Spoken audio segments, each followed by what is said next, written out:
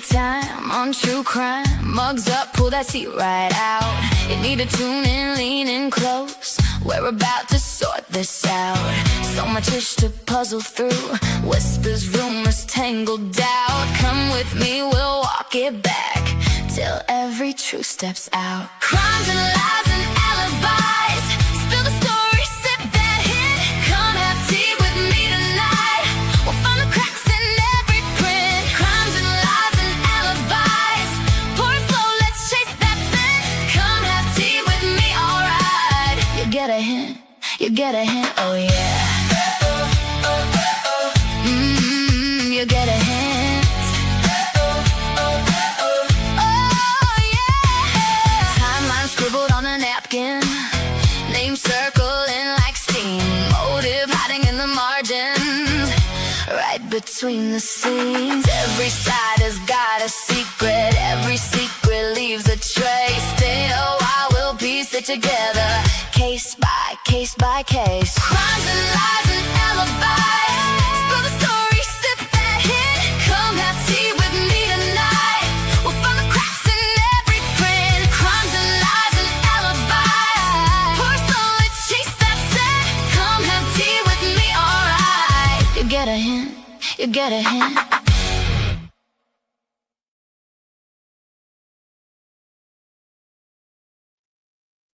Hello, I've missed you all.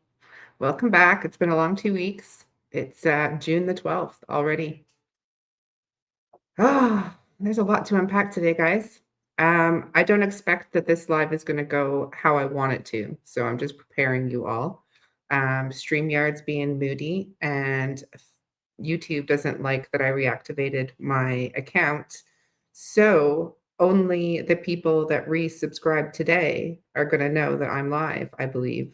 So there's about 1,400 other people that won't be notified until maybe tomorrow, hopefully.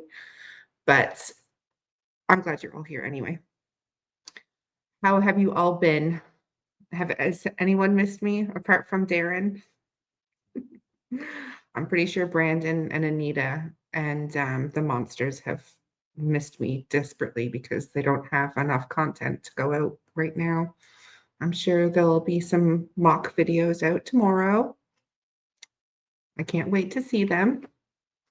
You know, imitation, they say, is like you should take as flattery. So if I am your content, so be it.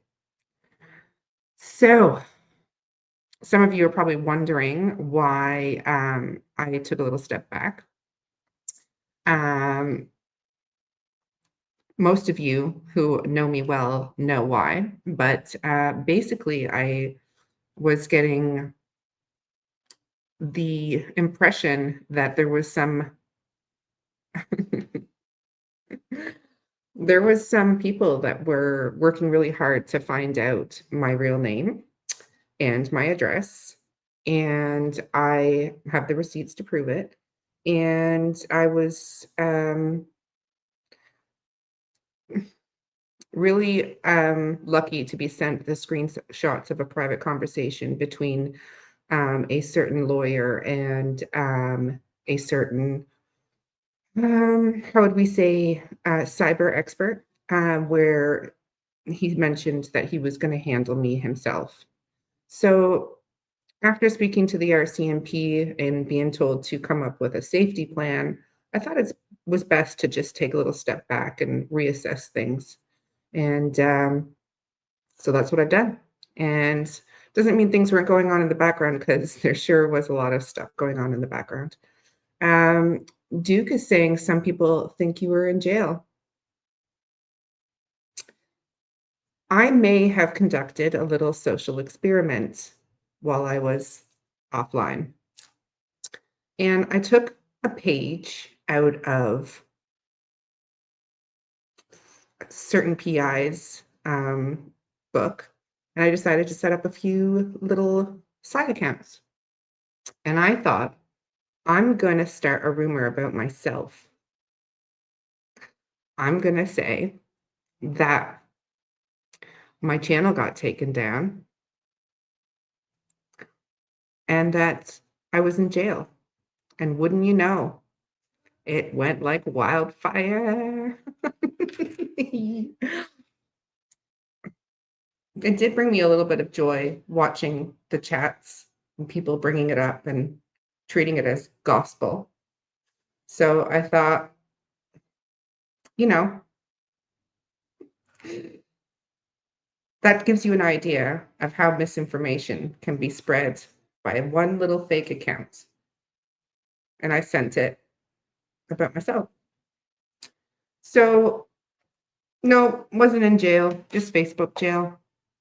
Um, Still don't know why. That account's been completely locked down. I can't send any messages from the Shenanigans account. So hence I set up the Tea Time on True Crime page, which I took down briefly just because I wanted a bit of a reprieve. But yeah, Derwidow Shady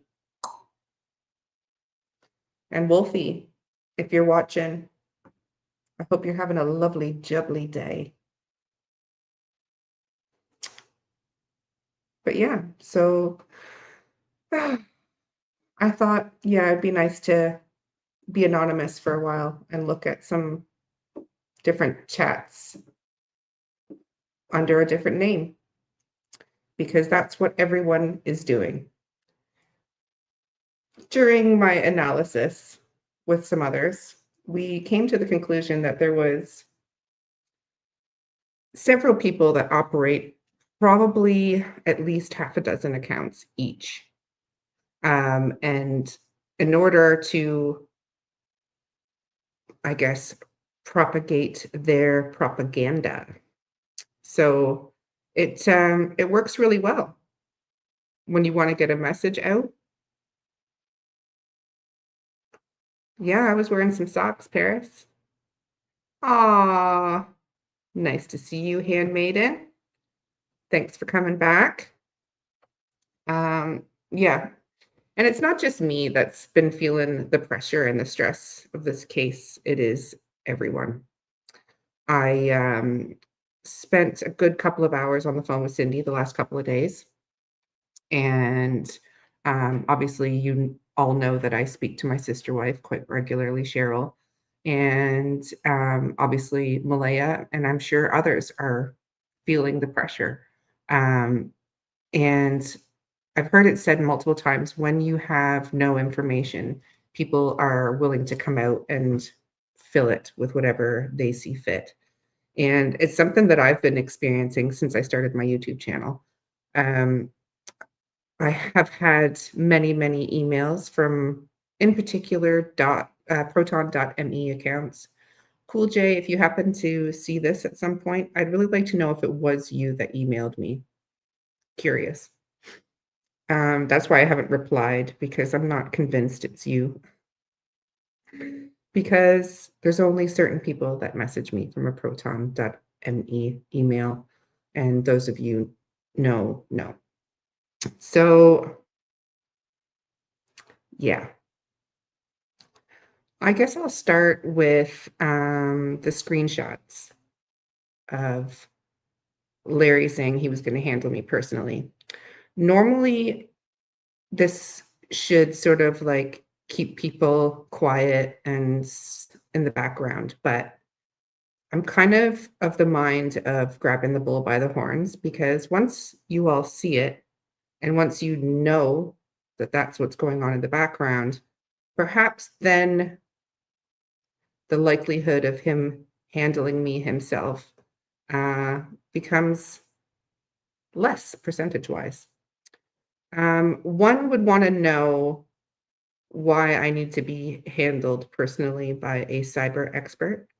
I understand there's probably a bit of animosity towards me for bringing Shelley up on the channel to discuss what happened with her experience. But this is YouTube, and we give people a platform if they want to speak, for the most part. Yeah.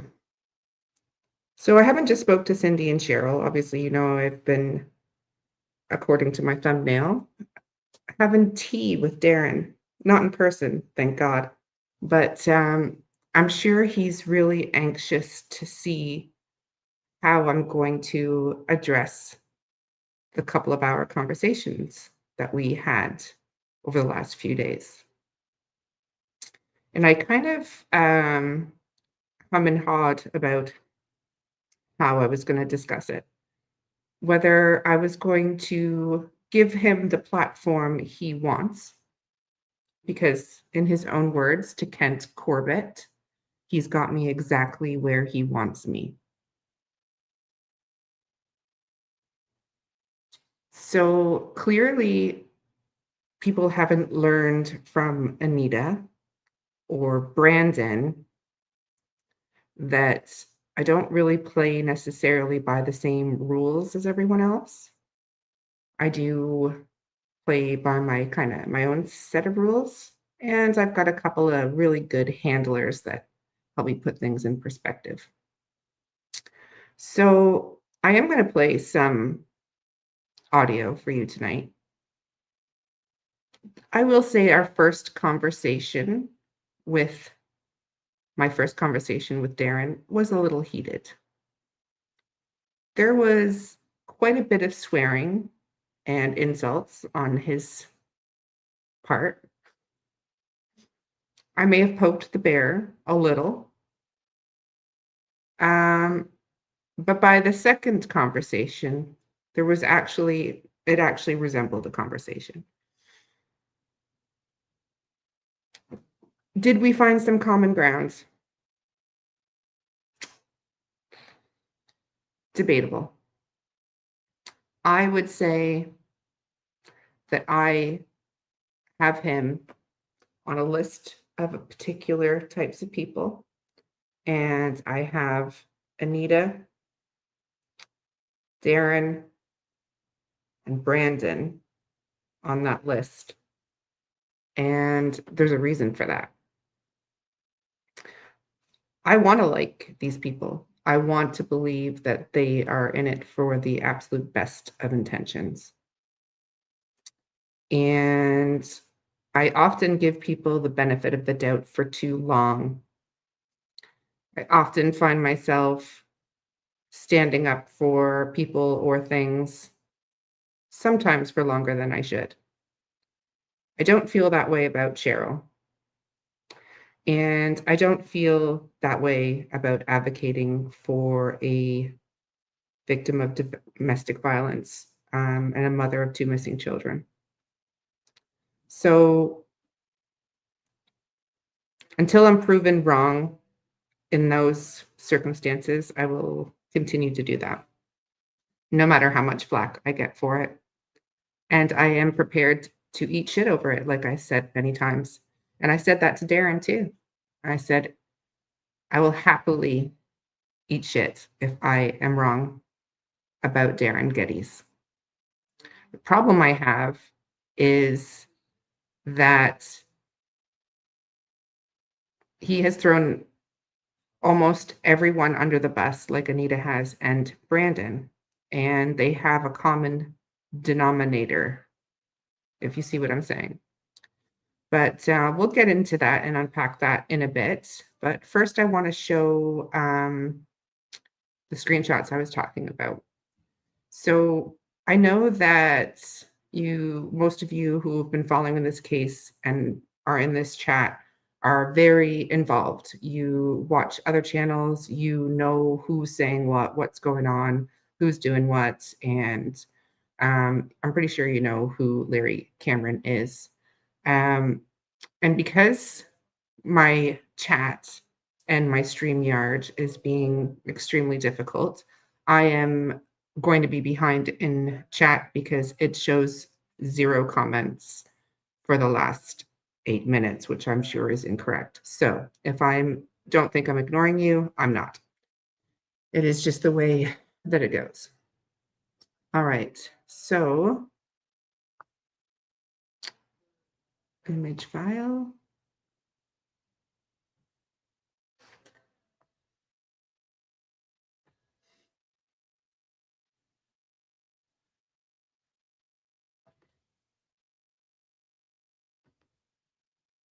All right, so clearly I've blocked out what they think my name is because it's inaccurate to begin with. But they have sent emails to this person, which just improves my cause anyway. So I have blotted out the name so that I'm not mistaken for this person. And also, this person doesn't get any more nasty emails from certain people. So this was a conversation that was taking place a couple weeks back. And this was between a certain lawyer and a certain cyber security person. And you can see that they are discussing myself. And Larry is saying that he's going to get my address by the next day in Nova Scotia. And he was just waiting on the paperwork to come in by tomorrow. And obviously, a certain someone loved that comment.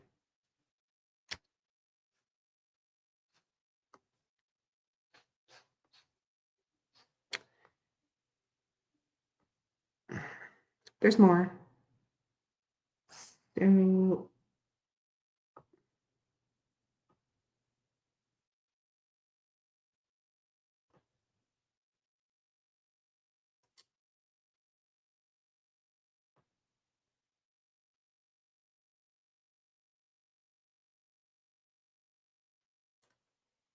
I bring you to the bottom line. So Larry Cameron is going to deal with me himself. So this is a cybersecurity expert. I use those words a little lightly, but he's clearly good at some things. Who uses his knowledge to deal with people. So I know words are open to interpretation, but I'm not sure how else I'm supposed to take that.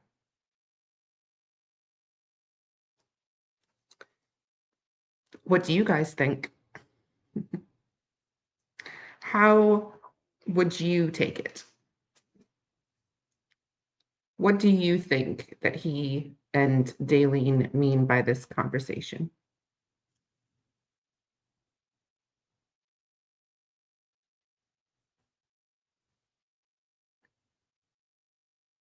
Yeah, I did perceive it as a threat and thus passed it on to the authorities.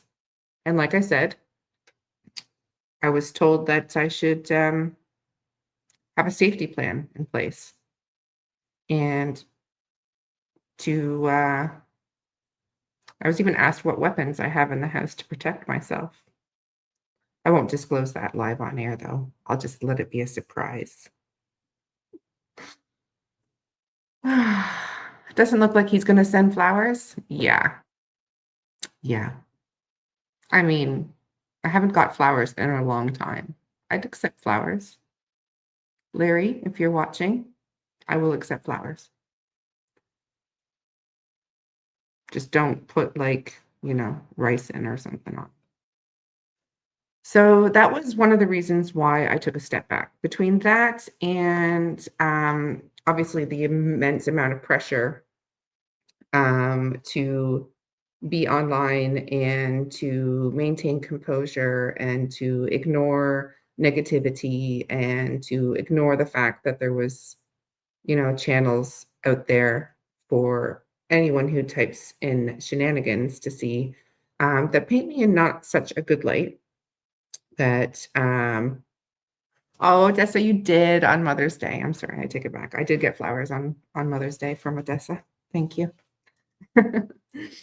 Um, but yeah, there's a certain amount of pressure that's put on you if you are in social media and put yourself out there, and in particular, if you are advocating for people that others consider suspects or in the disappearance of children. So I understand that. And I understand that, I open myself up to those kinds of things by doing what I do, by being antagonistic from time to time, and a little bit sassy, and I poke bears almost pretty much for a living. So, I accept that those are some of the consequences that come with the territory. Um, so yeah, you just have to grow thick skin and deal with it. I mean, I've only dealt with a fraction of what Cheryl has gone through and what Cindy has gone through and what Malaya has gone through, and hell, even Daniel, because imagine that none of them are responsible for what happened to Jack and Lily. And for the last 13 months, all anyone has done is dissect their lives, put anything that they say or do online. They can't trust anyone. Um, I mean, hell, I don't really trust my circle is very, very, very small. So I don't blame people for not trusting others, because it has been shown time and time again in this case that loyalty and trust are very hard to find. So I get it. And after speaking to Cindy, it's quite clear the effect that this has on the family members. Cindy is not, in my opinion, involved in the disappearance of Jack and Lily Sullivan whatsoever. Um, when you speak to a grandmother who is upset, who doesn't pay attention to social media, who has people like Darin Geddes calling her elderly, ill mother, it's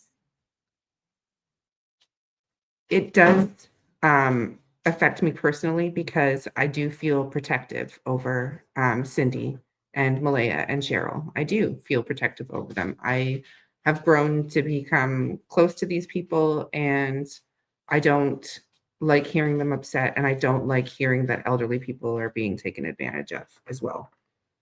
So when Cindy, I'm sure you guys have all heard that Darin, there was a recorded conversation between Darin and Tint, and where Darin proclaims that Malaya and Cindy and Daniel and Jamie have nothing to do with the disappearance of the children. I was sent that recording at the beginning of the week, and I'm not going to play that because, in my opinion, the recording I was sent was sounded very staged. Tint knew that I was looking for information and such on Darin, and if you've heard it on AB's channel, you'll know what I'm saying. It does sound like it was rehearsed. So I wasn't interested in really putting it out there, because I feel like I was given that recording specifically to put it out there, um, because people are under the impression that I care about clicks and views and money and growing the channel.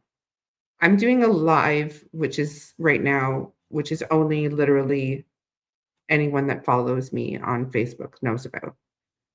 I know eventually it will get out there, especially when people know about the conversation I had with Darin. But the whole reason I started this channel was actually to try to figure out what happened to Jack and Lily, and what happened to them and where they are. And Also the same reason I continue to search. So they're out there somewhere. Darin believes they are not in the woods and that everybody's wasting their time, and that somebody, a female, came up and took the children while Malaya and Daniel were asleep. He believes that person is Anita Maxwell. He's convinced thoroughly that Anita Maxwell is involved in taking the children.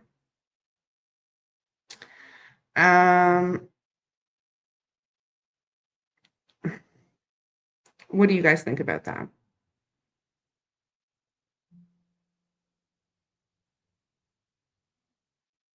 Obviously, you can appreciate I had some very strong words with Darin over him saying this to Patty, because it's a complete about face over everything that he has said from day one, much like Brandon, which we will go through as well.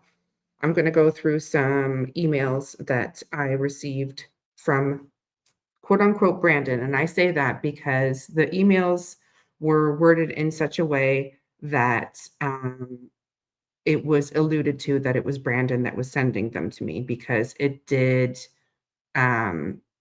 include his sworn statement given to the PI, which was then handed over to Major Crime.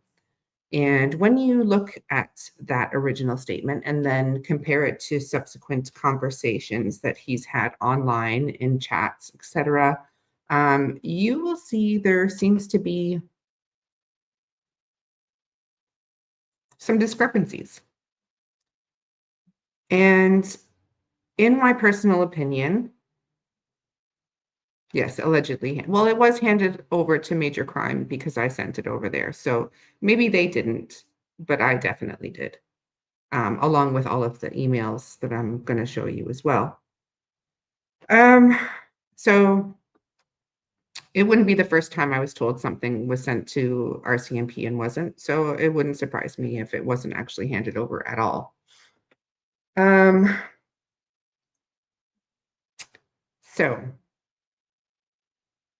we've discussed Larry Cameron, and we're going to go over the emails from Brandon. And I have a feeling that the audio, when I try to play it, is going to mess around with me. But I had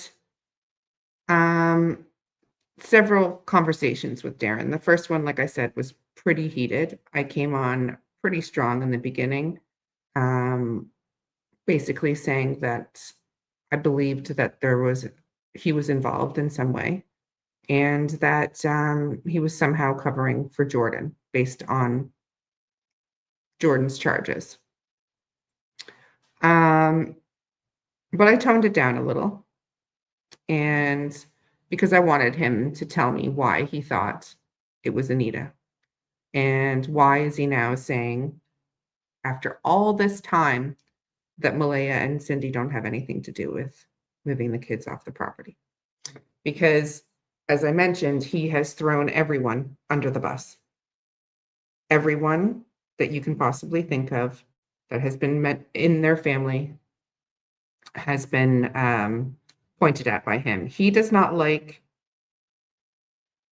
the accusations that he receives for having any responsibility or involvement in the case whatsoever. But he lectured me on me not being accountable for the things that I've said. I take full responsibility for the things that I've said. However, the things I have said have only been a repeat of what has come out of his own mouth or has been recorded coming out of his own mouth.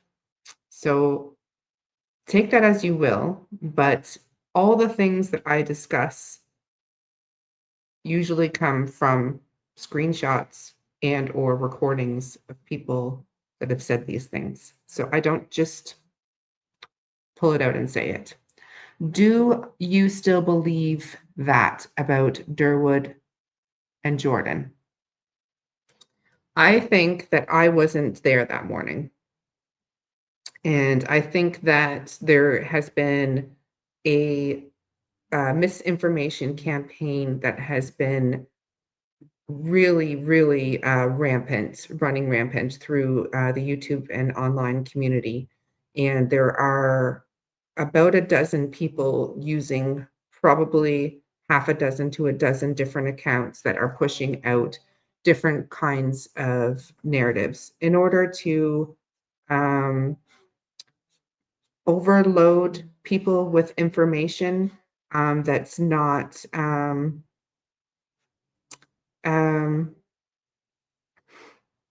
it's overwhelming people with information that's not accurate so that people are left wondering what happened and thinking about all the possibilities when there's likely very few working theories in this case.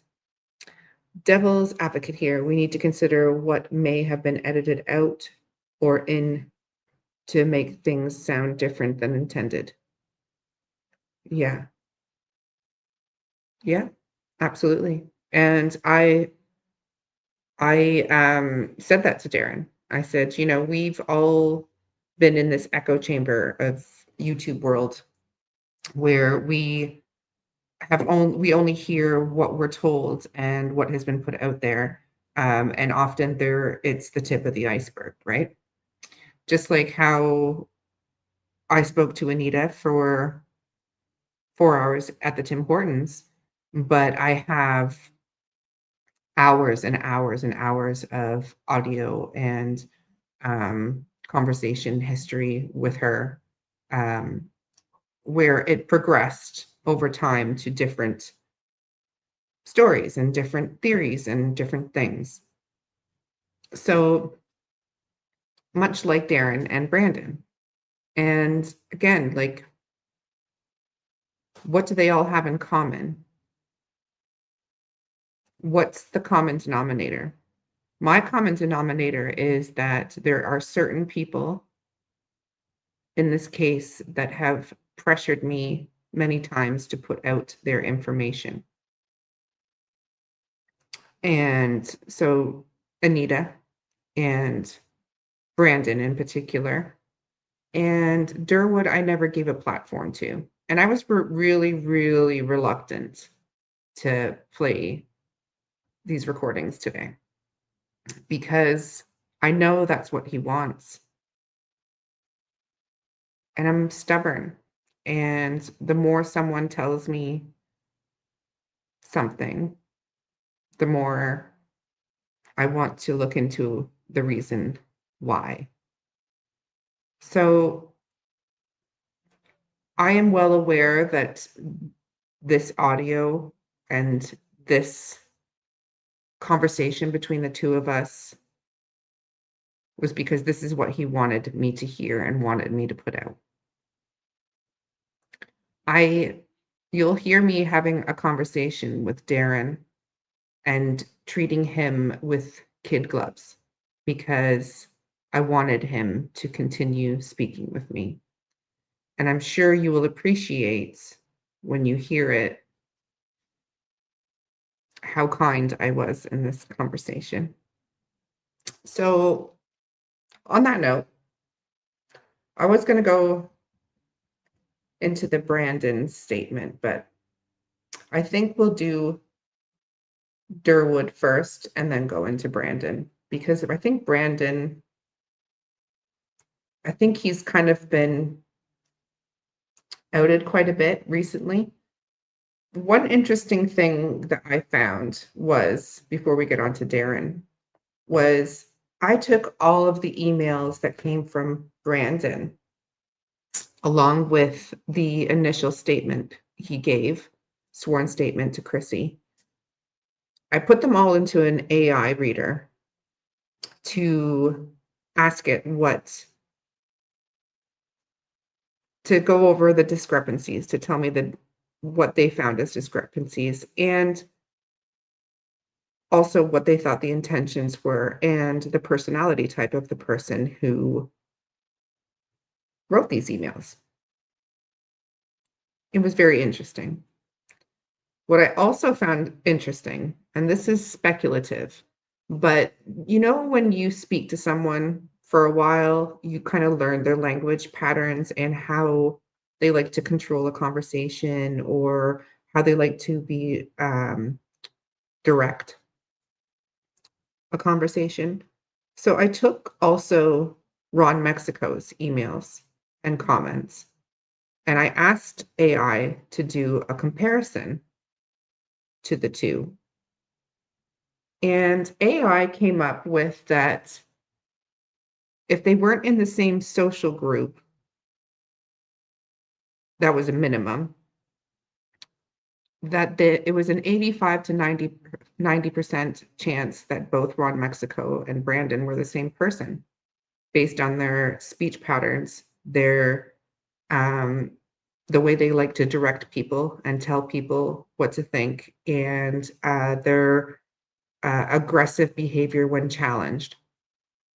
So I thought that was kind of interesting. AI does come in handy sometimes. So we'll go over the emails and you guys can make a decision for yourself. And we'll compare it to the original statement where there's no mention of what the second vehicle is. But I want you to listen to Darin too, and about his story that he told me about what Alvin told him. So Alvin Mackenzie and Darin were at a grocery store. They ran into each other, and Darin decided to ask Alvin what happened the morning of May the 2nd. Now, I'm sure everyone's heard many different versions of this story, but listen out for it in these clips. So I'm going to do my best to share the audio. I will have to pause and forward at times. Otherwise, this video will be removed from YouTube. As I said, it's a little heated at times. So I'll start with the first conversation we had. And bear in mind, when I called him, I had just got off the phone with Cindy, who had told me that Darin had called Patty while Cindy wasn't home. Now, also recall that Cindy is an elderly lady who just went through several surgeries and is quite frail. So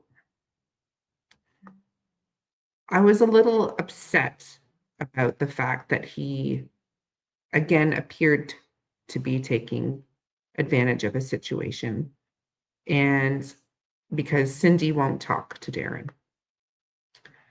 So yeah. Patty spoke to, yes, sorry, he called Patty while Cindy wasn't there.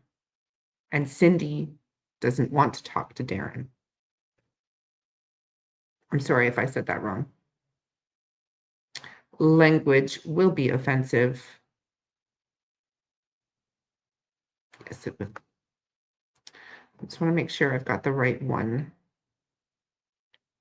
So I think this is the first one. Now you're going to have to tell me if you can hear it.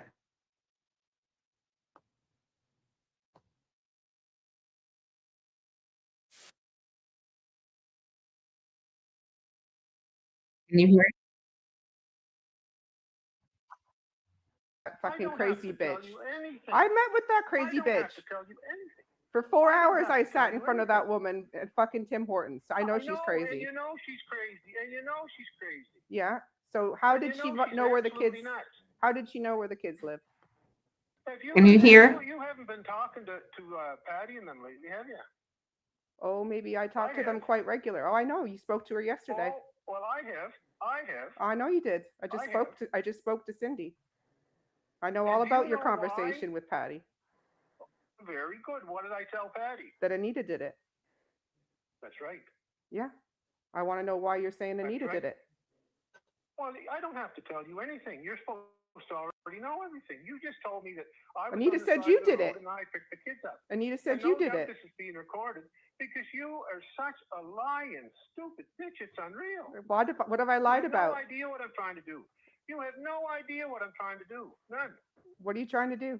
You have no idea what's really going on. None. I have a good idea of what's going on, but I'll tell you You have what. no idea. If we're You on the have no same idea. team, And I know I'm probably being recorded, and you are a total fool. why am I a fool? Tell me why I'm a fool. You're What a are you trying to total do? Fool. Because you don't know what you're talking about. I'm trying to find those two children. What do you think I'm trying to do? With your lies and everything, why would you ever accuse me? Because of being, I'm going off your own words. Your own words that no, you said. You're not. Yep, No, you said you're that. not. You said No, Malaya you're was not. at the end of the road at 6:10 a.m. That was the first words I ever heard come out of your mouth. I said Malaya. I said Janie told me that she was short. No, I'm not even going to start talking to you. I'm not even going to start explaining stuff to you because you're so full of shit. I'm not full of shit. I use your own words. You don't know what you do. I've been digging and digging and digging along with other people to find out the truth. The monsters of sabotage. And the truth changes as you go along. More than the monsters of sabotage, dear. Okay. This is what I mean about you not knowing. Okay. You don't know fuck all. Okay. And Cindy, by the way, Cindy and Malaya don't know very much, to tell you the truth. No, now. they don't. They don't know anything. That's No. how I know they're innocent. I know, and that's what I'm telling Patty. And that's why I'm saying they should meet with me because I can help them. Well, I want to know why you think Anita did it. I don't care what you want to know. You're not family. You're nobody. You're nobody. Well, You're Cindy won't talk to bitch. you. You were nosy. That's fine. Good enough. I already told Patty that. That's fine. Cindy won't talk to me. But why are you talking to an elderly woman who's ill? Why don't you talk to someone who's got, all their scruples? Because you're not family, and Patty's fine. Well, and Patty loves me, and I love Patty, and we've been close all our lives. And that Patty asked me to get into this. And do you know, in the beginning, Cindy asked me to get into this. Well, you don't know anything. I know more than you think I know. You don't know anything. Listen, no, why do you think I advocate for Malaya? Why do you think I advocate for Malaya?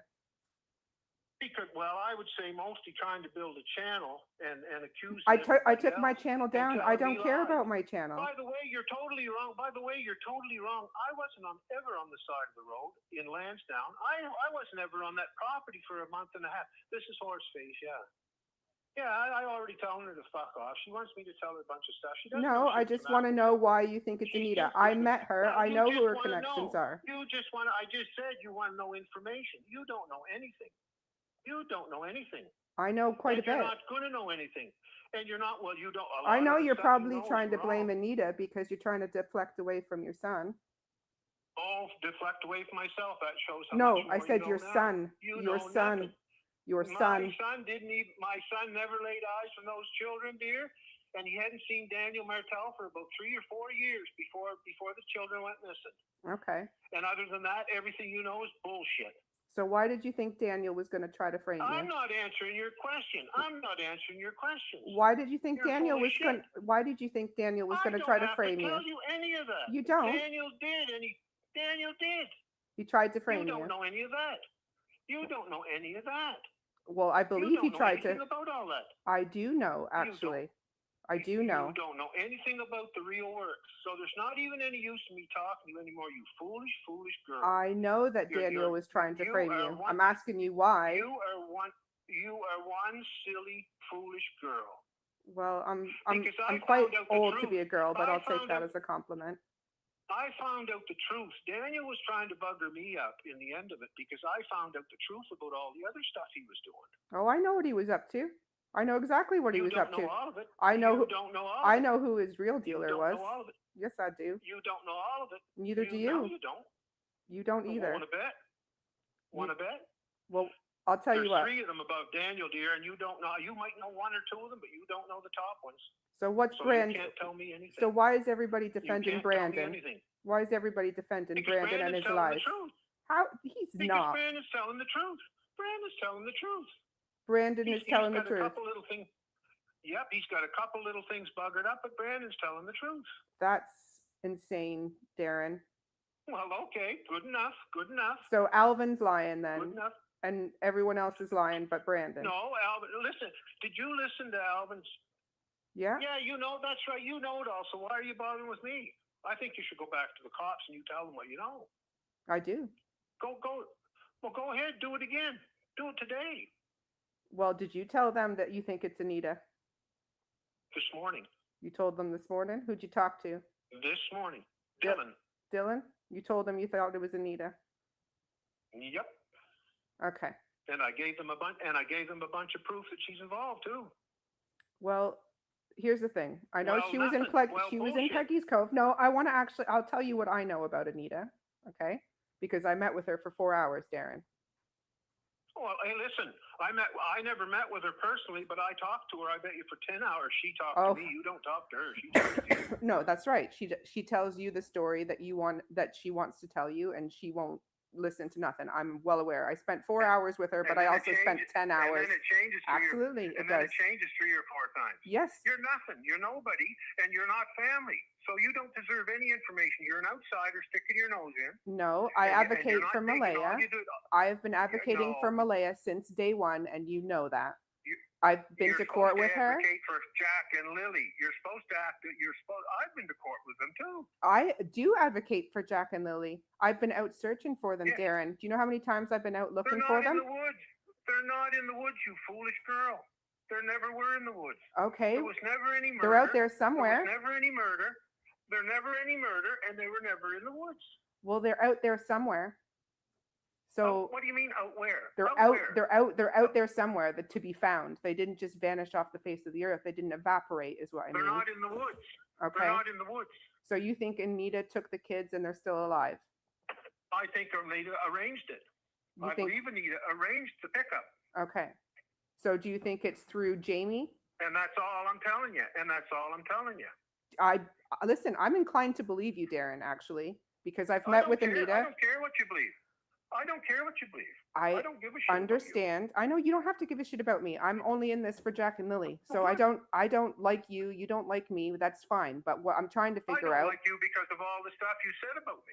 But Darin, I was only going off by the things that came out of your own mouth. And You do I not- also you- said no, I you're would not. apologize. When did I ever say? Listen. When did I ever say I was the town drunk? When did I ever say I probably have syphilis? Now, come on.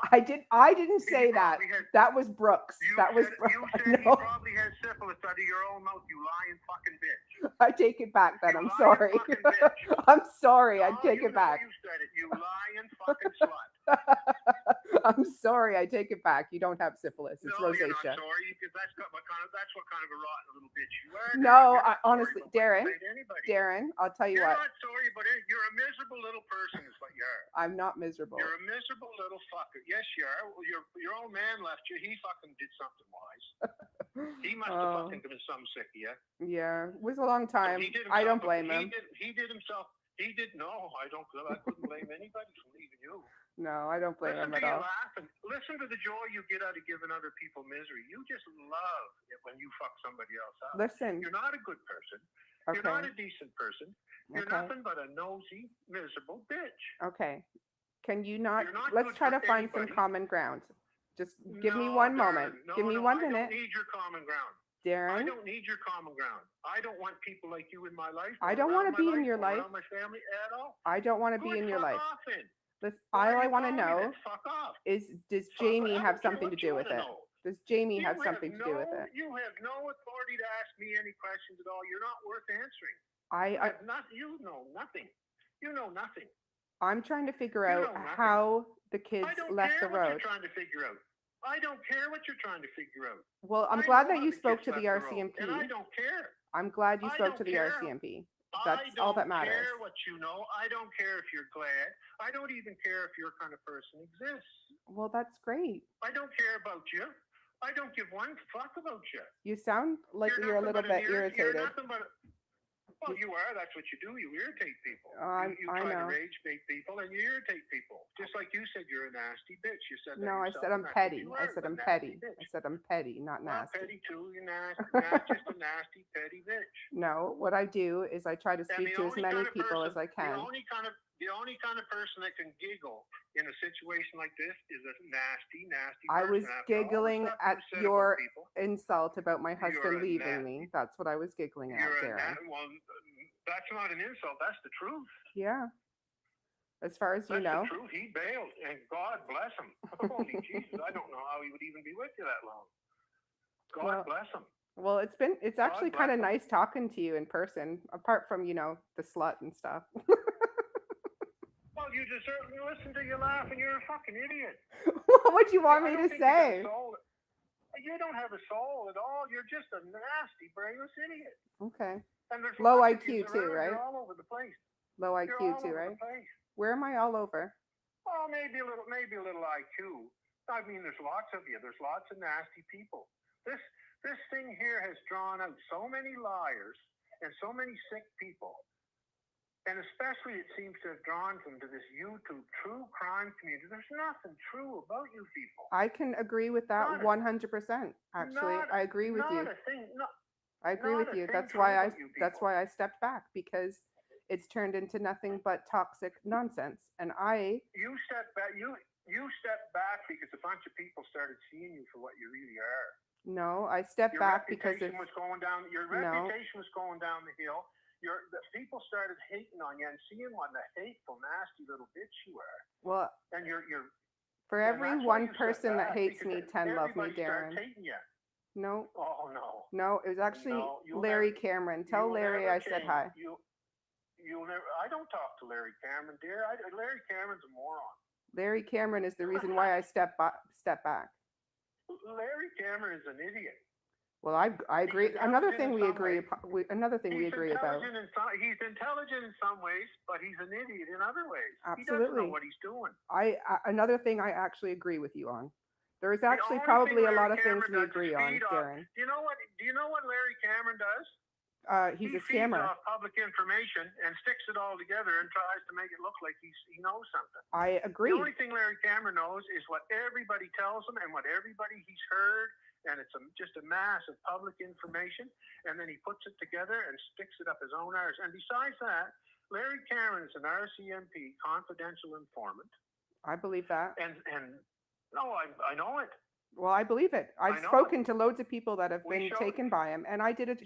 If you We sh- realize, I did do an actual whole live to discredit him. Listen, So I am Listen, aware. I don't give a shit about your lies, because the whole YouTube community is nothing but it's just a cesspool of bullshit. I And agree. that's why I don't bother with it much anymore, because it's a disgraceful place for idiots that have no lives, I agree. and that's the only place they can find a forum to make themselves feel Validated. to make themselves exactly valid. Okay. Good word. Good So word. I just want you to let me say one That's- sentence. That is. If you could just let me say Oh. one sentence. The reason Say whatever you want. the reason why I actually had the feelings about you was because of the misinformation put out by YouTube. From the beginning, how everyone was coming at you, having you online, and the things that we're saying that didn't quite add up. It was misconstrued. Sure. It was misconstrued and planted seeds in people's minds. And that, Sure. Did you know where it started? Do you know where it started? Sonny or Dolly, Well, Dolly partly started it, but Sonny Austin and Charmaine yeah, and Kent on that channel. And what were they screaming at the time? They were screaming nothing but that Daniel and Malaya and Janie were responsible for killing the kids. At the start of it, it was Daniel killed the kids and they were buried in the woods. And Mhm. Malaya either knew about it or was covering it up or Yeah. was too scared to say anything. yeah, And when I watched that for weeks, it made me sick to my stomach, because don't forget, I know all these people personally. And Daniel and Janie are two that I didn't know at all. I might have met Daniel once, about 4 or 5 years ago, saying hello to him in my yard when I was going in and he was going out. yeah. I believe that, And Darin. And Okay, the- all right. Now it you was- get this. Now you get this, because here's where it started. They were screaming that Sonny Austin was screaming that Daniel killed the kids and that all three were involved, and that's it. Look how she treated Janie McKenzie. And by the way, Janie McKenzie's innocent. Totally fucking innocent. I think she's been And- dragged and, through the mud. I said that. I said that on my Sure live not she long is. ago. I believe that. Now the way this fucking well started was when I listened to them go on for weeks like this, and I'm family. And I called them and I said, listen, you fucking guys are idiots. You're acting like idiots. And I'll tell you why, because there's no such thing as murder, and they're not in the, nobody murdered any kids, and they're not in the woods. And what they did to me was, oh, well, how do you know that? Well, I said, I know those people. I'm fucking family, and I just know it never happened. And then they started, oh, well, why are you injecting yourself into this? And I said, I told you, I'm fucking family. Patty asked me to get into this. Cindy asked me to look into this later on. Cindy bawled and cried and begged. She told me, Darin, you're getting close to finding those kids. Do whatever you got to do to bring those kids home. I said, I'm trying, Cindy. And then the next phone call asked Cindy this, why I started suspecting Cindy was involved. She said The it was next because fucking phone, you asked her about somebody that you had a suspect of, and she told you to call the RCMP about it. no, that's not right. That's not true. Okay. See, I called her. Malaya was supposed to meet me that night. And Malaya, that's the night that Malaya took off to the reservation with, that's the day that Malaya took off to the reservation. With Meadow. Anita. And Anita. Well, Anita was following. Yeah. But she was But there, anyway, yeah. Anyway. Yeah, okay, good enough. But anyway, the next phone call, I was supposed to meet, and I wanted one. I had 3 people who I knew, one of them picked up the kids. Okay. But anyway, I'm not going to say anymore. No, it's okay. Listen, I will be the first one to admit. I'll tell you this part. Okay. Where I started getting fucking put down and lied about was Charmaine and Sonny saying, oh, you know too much. Why would anybody inject themselves? And I kept telling them over and over, I'm family, and my family asked me to inject myself because I know the Mackenzies, and then I know my family over Toronto, so I'm in the fucking middle of it all. Yeah. I knew a lot of the searchers. I know the Mounties. Personally, I fucking well know everybody. And that's why Patty asked me to start checking on Daniel to see if Daniel was abusing Jackie. And the next fucking thing I know, the kids are gone. Yeah. So obviously I'm going to keep checking on it if I can. And then I never went after Daniel. Daniel came to me. Okay. Daniel fucking well came to me. I never injected myself. And Daniel started bawling and crying in my fucking yard, saying Cindy's trying to make it look like I killed the kids. And I said, Daniel, you know I'm fucking related to them, right? Right. And my exact words to Daniel were, Daniel, I don't think you killed anybody, let alone any kids. But I said, if you did, you just made the worst fucking enemy of your life. That's what I told Daniel. Mm-hmm. The next fucking day after that, and everybody says, oh, that was May 3rd. No, that was 2 fucking weeks after the kids went missing. He showed up in my yard. And here's how they twisted that around. When I said I met with Daniel the next day, everybody started saying that was May 3rd in the fucking yard. It wasn't. It was after the 2. He showed up 2 weeks after the kids went missing. Okay. He called me the next day and asked me to meet him at Tim Hortons in fucking Westville, and his Uncle Ron drove him in. Okay. And Daniel started proving to me that he never killed the kids. So from there on, that's where I got Sonny Austin and Charmaine saying I injected myself, and then I must have known too much. Oh, so he's involved. And that's where it fucking well started. Everybody saying I was involved in removing the kids or killing the fucking kids and running a meth lab and all. Me and Jordan and I, we wouldn't know fucking meth if it hit us in the face. Well, that's We're why. not that fucking kind of people. That's why So you know people fuck think all that. about us. You know fuck all about me. And to tell you the truth, you know fuck all about what's going on because it has changed every couple of fucking weeks right down to the last week. Yeah, I know And that. we know what's going on in the last week a lot fucking more. Yeah. And we're not saying anything. But major crimes got.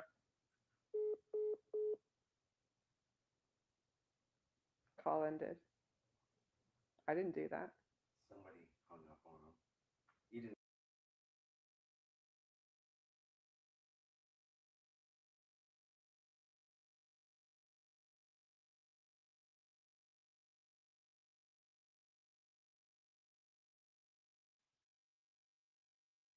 So that is part 1 of the discussion. What did you all make of that? What did you think of that? I thought I handled myself rather well under the circumstances. It was a very intense conversation at parts. And yes, I admit that I called and poked the bear. But Tint gave me his number to give to Cindy, and Cindy said, hell to the no, I'm not calling him. So I thought, I will. So I did. With witnesses, right, Cheryl?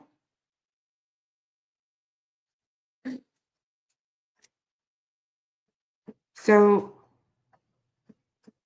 I'm kind of proud of myself that for someone who absolutely despises me, hates everything I stand for, called me every name under the book, and I still managed to keep him on the phone for 25 minutes.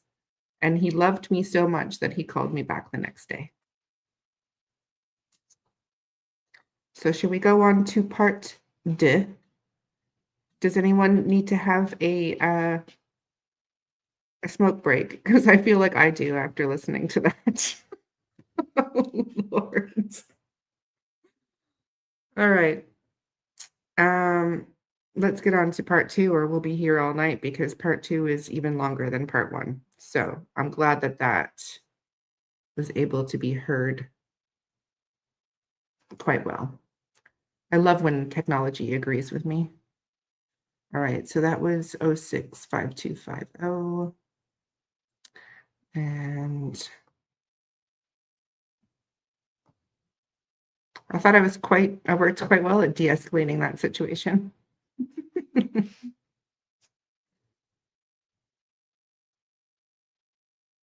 Yes, I take advice, you know? I do have good handlers. They handle me very well.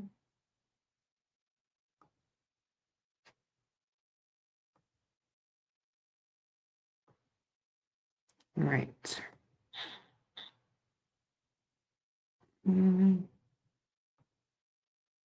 See, now I think there's another part. I feel like there's going to be a lot of name dropping in here, which I'm a little bit concerned about.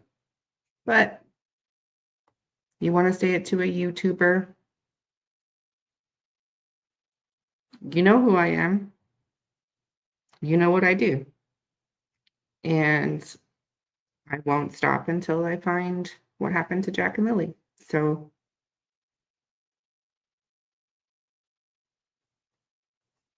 it's the way it is.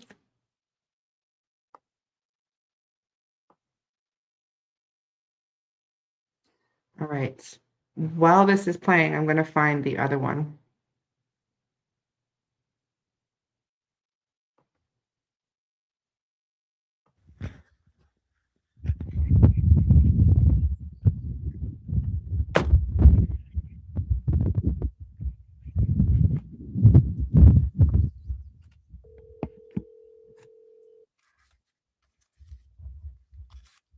Can you hear?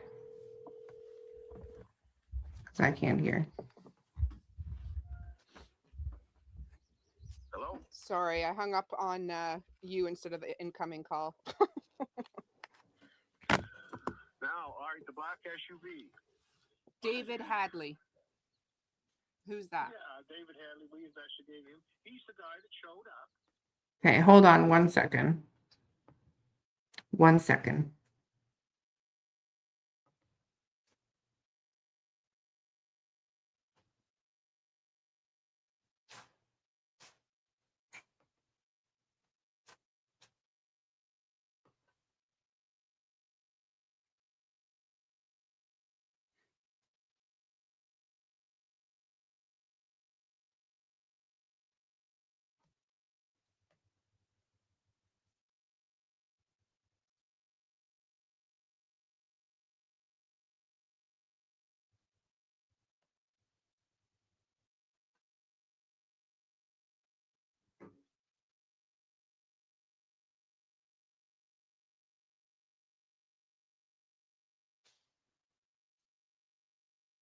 I know there's another one.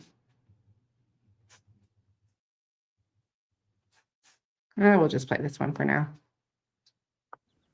In my yard in Foxbrook 2 weeks after the kids went missing with Daniel Martel. Okay. He's the guy that was stoned out of his tree. Daniel was straight. He's the guy that gives me the story. tells me that he went out to see Daniel because he knew Daniel was searching through the woods for days with nothing to eat. So David Hadley and this girl that was with him, this woman that was with him, picked Daniel up, took them into town to Acropole downtown in the big city of Westville. Bought him a slice of pizza. Then they decided to drop in and see Jordan because Daniel hadn't seen Jordan in years, and David Hadley worked with Jordan also at a truck depot out in Thorburn years ago. Right. So they both knew Jordan, and Daniel was crying to David, supposedly saying he got no friends and everything, and David Hadley suggested, well, Jordan just lives up the road, let's go see Jordan.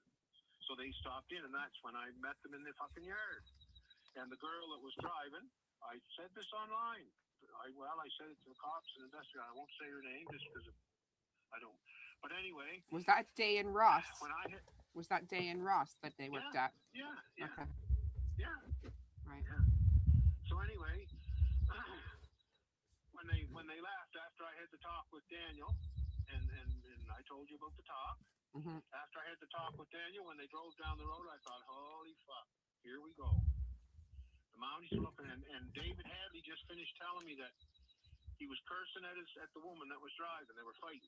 And I said, what the fuck is going on? They were getting a little vicious. And I said, don't be doing that here. Don't be screaming, hollering here. If you got trouble, take it somewhere else. Does that woman have any Mackenzie connection by any chance? Not that I know of. Not that I know of. Not that I know of. There was a cop in Westville. His name, for years, they called him Calf Campbell. Right. I'm forward in that one.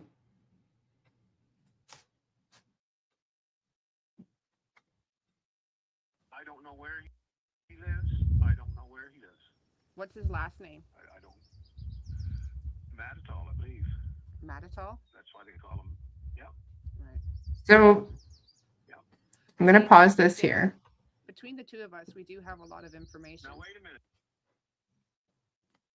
I want to stop that there because that particular, sorry, it's not the best initially, but it does get better. I asked him whether he knew of a guy named Matt. So anyone that's local, I'm going to bring this up. This was a recent arrest in Pictou County. Some of you may recognize the name. I thought it was rather interesting. So I'm going to share this. I feel like he was misdirecting me away from this name, in my opinion. All right.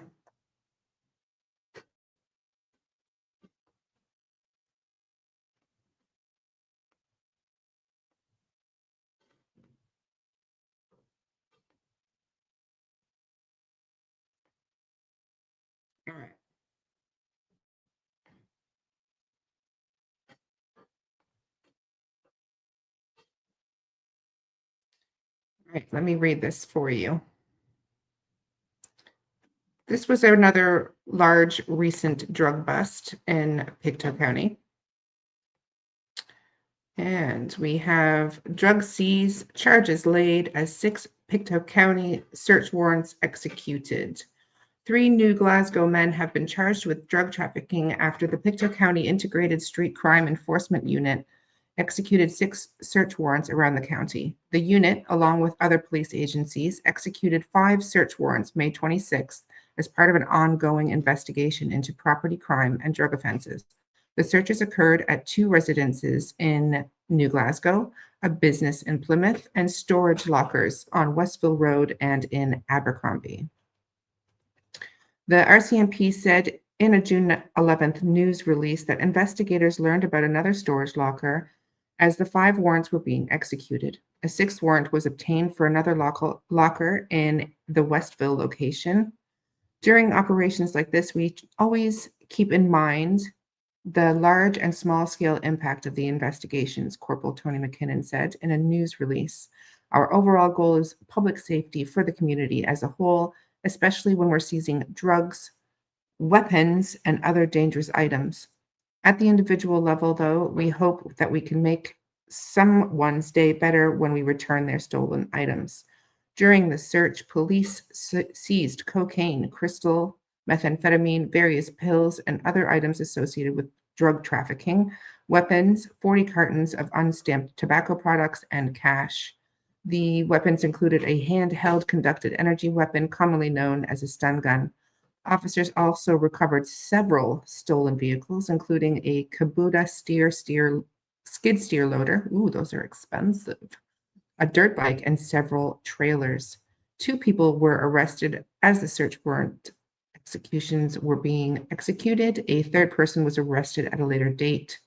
Matthew Greencorn, Travis Greencorn, and Michael McIntyre are all charged with possession for the purpose of trafficking methamphetamine. They are individually facing other charges related to property crimes, weapons offenses, and the Controlled Drugs and Substance Act. They were released pending future court appearances. I wonder who they will appear with. So many people in court these days, huh? That's another associate of the Lansdowne community. So looks like they're getting knocked off left, right, and center.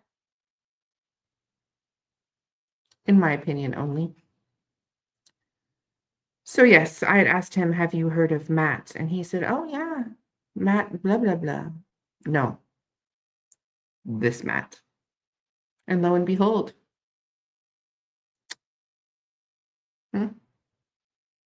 Interesting, no? All right, remove this and we shall go back to the audio. I will have to not play some of these things because some of it will be sensitive material and yes. But a lot of this stuff he has said online, but some of it he hasn't.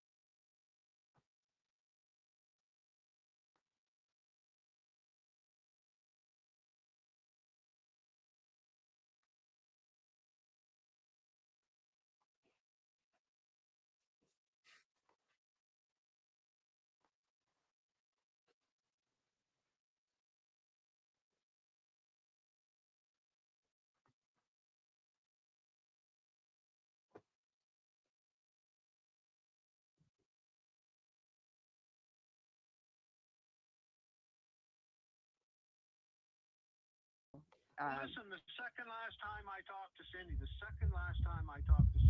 Cindy bawled like a baby. And if you'd let me finish the rest of my story about when Malaya told me about the black SUV, Yeah, that's what I was hooking you up with. Sorry. When Malaya told me that, I pieced it together, and I thought, holy fuck, I'm going to have to, they're looking for the black SUV. I'm going to have to tell them. And I don't like cops. They're all, a lot of them are crooked cocksuckers. It's been over the years.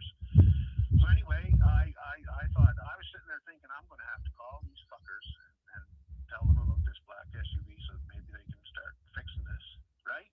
I get a phone call. Hayden's all fucking worked up. Hayden says to me, Darin, he says, I want to know everything you fucking know right now. You tell me everything you know about what's going on. I said, Hayden, I don't hardly know anything, buddy. I said, I really don't know much at all. Well, you start telling me, like great demanding, cocky. And Darin, you better fucking tell me. I said, where are you going with this now, Hayden? Whoa, what are you saying? He said, I've got people over here. We're coming over there to kill Daniel Martel, and you better not be in the fucking way. Well, what does that tell you? What does that tell you, though? Well, they're telling me he's a silly little fucker. Well, it tells me that he believes that Daniel has something to do with it, Darin. Oh, he definitely does. He told me after a while we had some conversations. I said, okay, Nate. I said, you better just hold on, kid. I said, you're just a fucking kid. And I said, as far as killers and your friends, you don't know any real fucking killers. I'll guarantee that. So I said, I'm going to be coming over and having talked to you just shortly. I went over the next day. I went in. Patty and Hayden was up in bed with Guilty.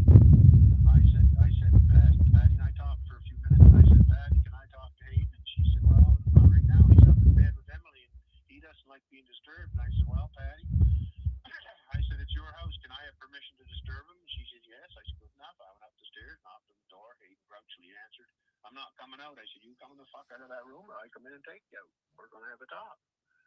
I took Hayden for a drive. I said to Patty, I'm going to take him for a drive. Patty looked at me, don't hurt him, Darin. I said, no, I'm not going to hurt anybody. If he behaves, he'll have no problem. Patty said, okay. I took him for a drive down to that new McDonald's store by the new station in the corner. Mm-hmm. Bought him a pop, and started explaining to him, listen, Hayden, what in the fuck are you doing? Then he starts telling me this story about how Daniel tried to get him hooked on meth when he was 12 or 13, and that he was sure that Daniel was feeding the kids meth and this stuff here. Yeah. Which may be true, may not. I don't fucking know. But I explained to Hayden that, Hayden, you don't know what you're fucking doing here. I don't know what I'm fucking doing yet. I said, Patty wants me to get at it. I said, Cindy wants me to get at it. So I said, the best fucking thing you can do is tell Malaya to fucking meet me, and we'll talk this over, and I'll see if I can get her out of some trouble. Because at that time, I was looking at Malaya being in trouble for saying the kids were lost in the woods and being responsible for search and all that shit. So I was going to try and fix some of that fucking shit. Of course, if I was going to try to help Malaya with that, well, the Mounties wouldn't have been able to know about it.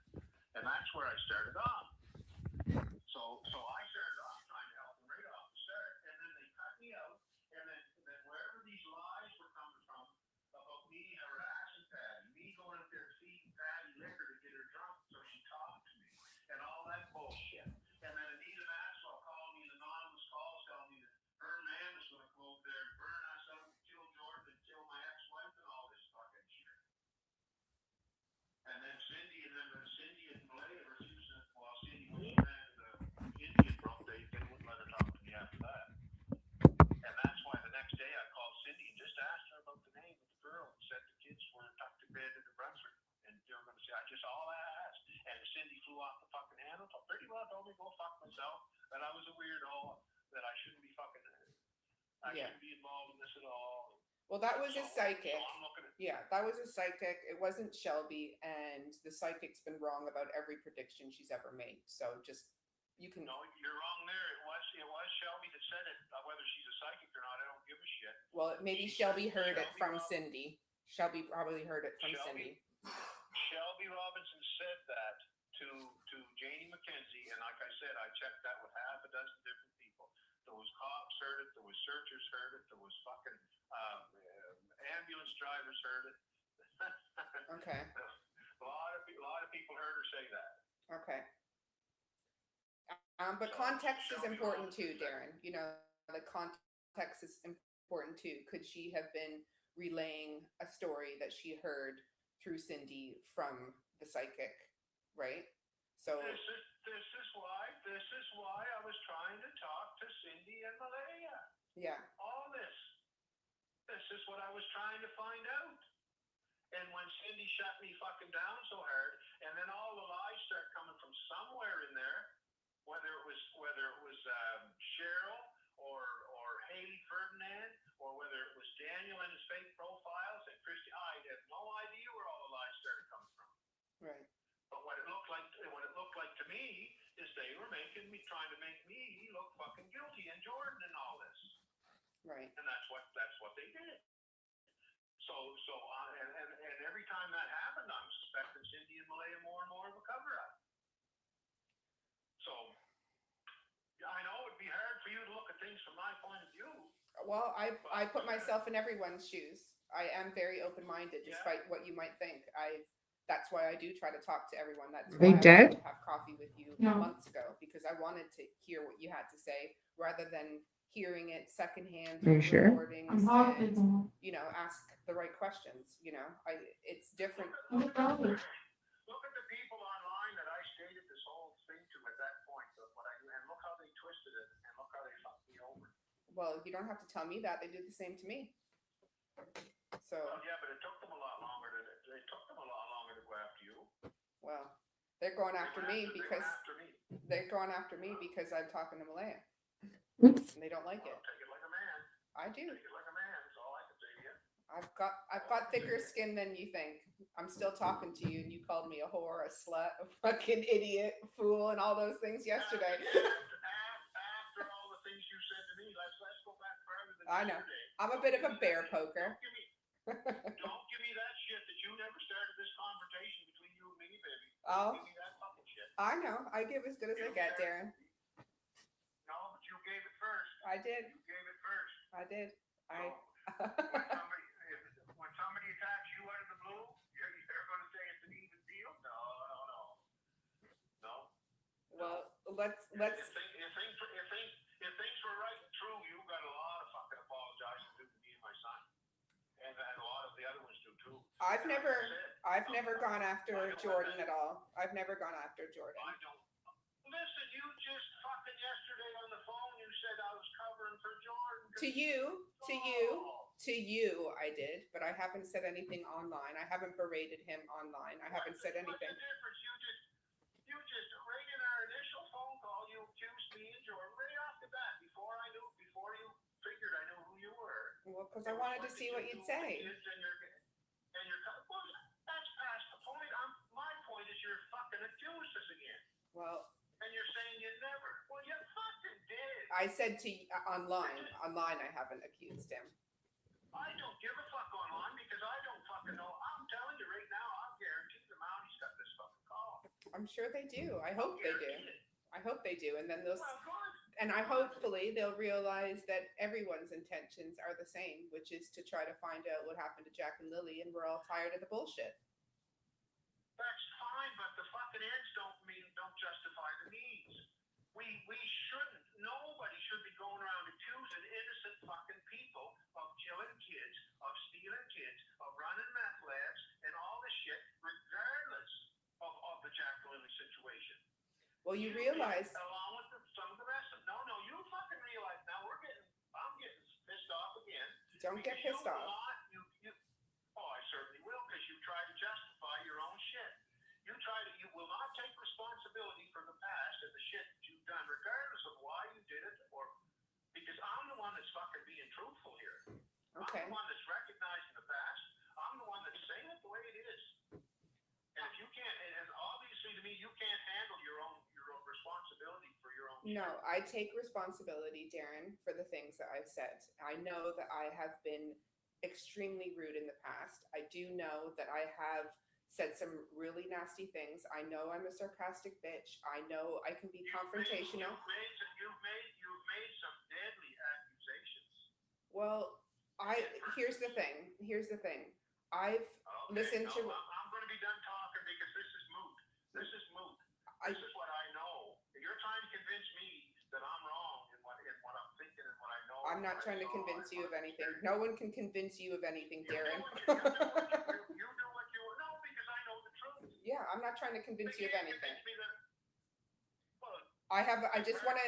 You're trying to I'm convince not. me that you're not responsible for your own actions in the past. Everybody is responsible for their own actions. Yes, I'm responsible for my actions. Not if they don't take responsibility. I will publicly apologize to you, Darin. Just give me a moment. You do a good job of it. It might sway me a little bit. I will. Just. You might get more help. You might get more fucking help out of me then. Okay. And I'm going to tell you this.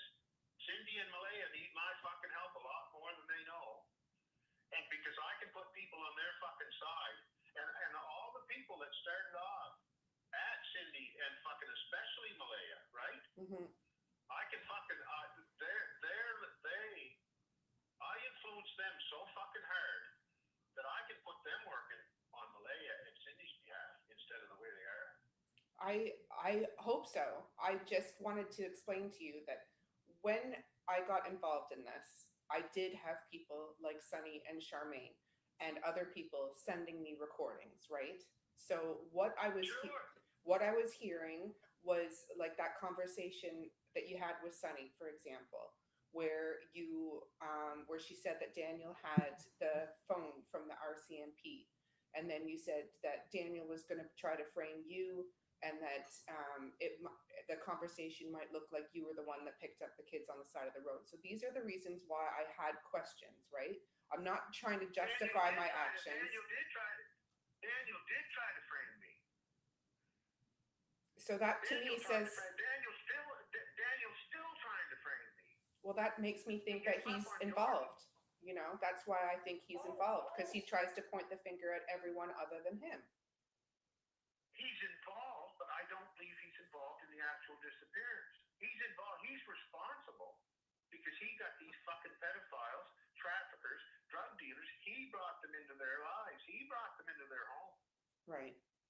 So do you think they were sleeping? You think Malaya and Daniel were sleeping and these people just pulled in the driveway, or like? No, they never pulled in the driveway at all. They never pulled in the driveway at all. Okay. They never pulled in the driveway at all. How did they get the kids out? They walked them right up the fucking driveway. Right. They went right in the backyard. Mhm. Janie stayed in her fucking trailer, heard the fucking girl, never looked out because she thought it was Malaya. Right. Janie's been screaming at Daniel and Malaya forever to get the fuck up and watch these kids and take these kids. That's the real reason why Janie told me to beat the grab Daniel and beat the shit out of him in the driveway that day. It wasn't because of chickens or any fucking thing else. It was because Janie was screaming at me, Darin, these fucking guys, they lay in bed, the kids do whatever the fuck they want. And Janie had to call them every fucking morning to get Daniel and Malaya out of fucking bed to look after the kids. The kids would be up for hours.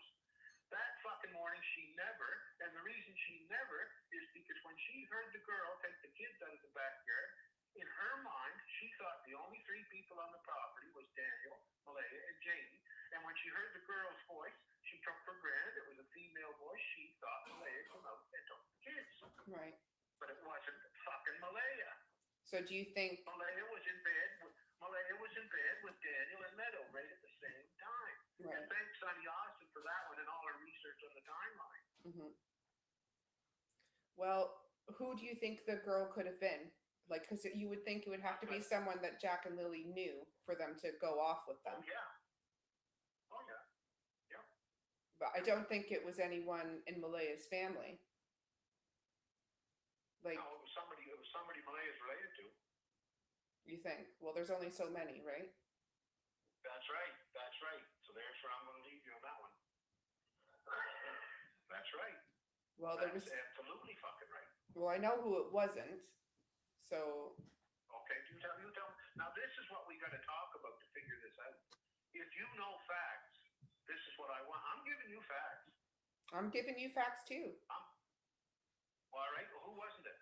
Well, it wasn't Cheryl, because she was fishing. No, it wasn't Cheryl, no. She was fishing. No, not a chance. It wasn't Cheryl. No, and no debate on that. she was fishing with Shelby and her friend, so it wasn't Shelby either. Okay.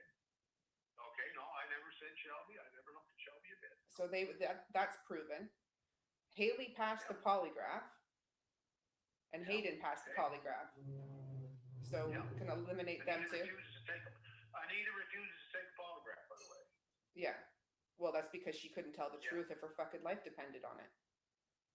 Well, that's good. That's a good reason for her not to take the polygraph, isn't it? Yeah. So Anita is not related, though, to Malaya. She is like, she's not related to Malaya in any way. Not in blood, not by blood, no. No. No. But Anita didn't come on the scene until 3 weeks after the children disappeared. Cindy hadn't heard from Anita for months. Almost. Anita called me anonymously before that grossed me out about talking to Patty. Wouldn't tell me who she was. And I never knew who she was until after I heard her.